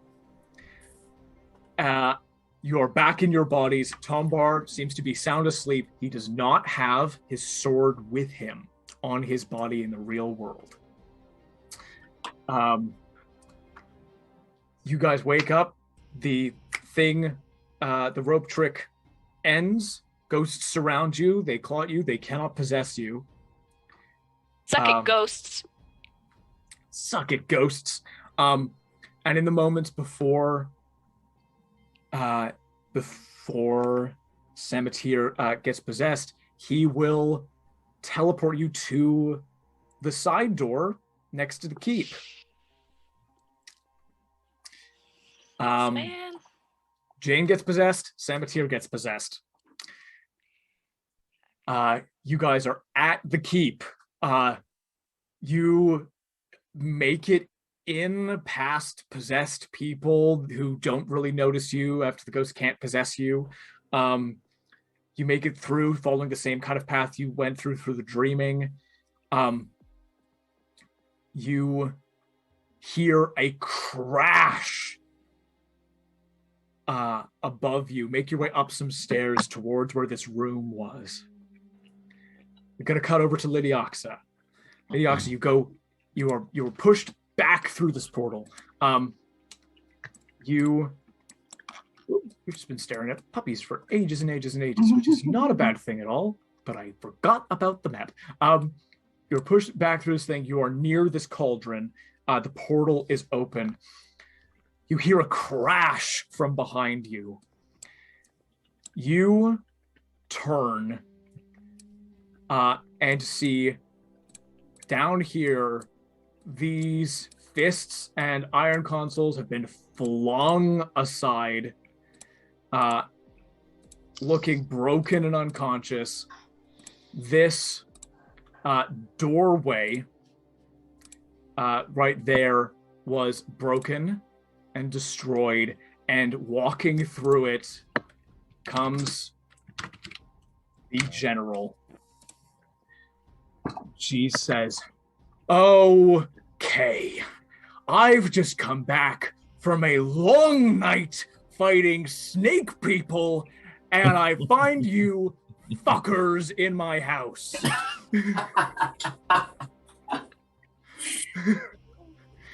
Not that that's any concern to me. Running up behind the general, Lydiana. Forgive me. That's gonna take some getting used to. You see the rest of your band, minus Tombar, rushing up. And in front of you, Edgar steps forward. He's going to step past you into this hall, and he and the general just look at each other down this hallway. General shouts down to him, "So, what's it going to be, Edgar? Garandia or Arohan? Galanis or Guresh?" And he nods. And he says, "My name is Edgar Guresh." And he takes out an iron mask and puts it on his face. And then he says, "The line in the sand crumbles. Go." The two rush each other, and that is where we will end tonight's session. Fuck me. No, here's my thoughts, right? If I Listen, I can't spend any more time about talking about silver threads being cut. Like, mate, congratulations. If I can cauldron, I can join you in the fight and ambush Garesh from behind. Yeah, we will be in it next time we come back. Everybody is finally sort of in the same place, kind of. We'll be dealing with Tombar as he makes his way, and we'll be dealing with everybody in this space and what they want to do. Lydiana, you've got your new abilities. Everybody else is here as well. Thank you all so much for watching. Tune in next time for the thrilling conclusion to the reserve list storyline. Goodbye, everybody. Goodbye. Ciao.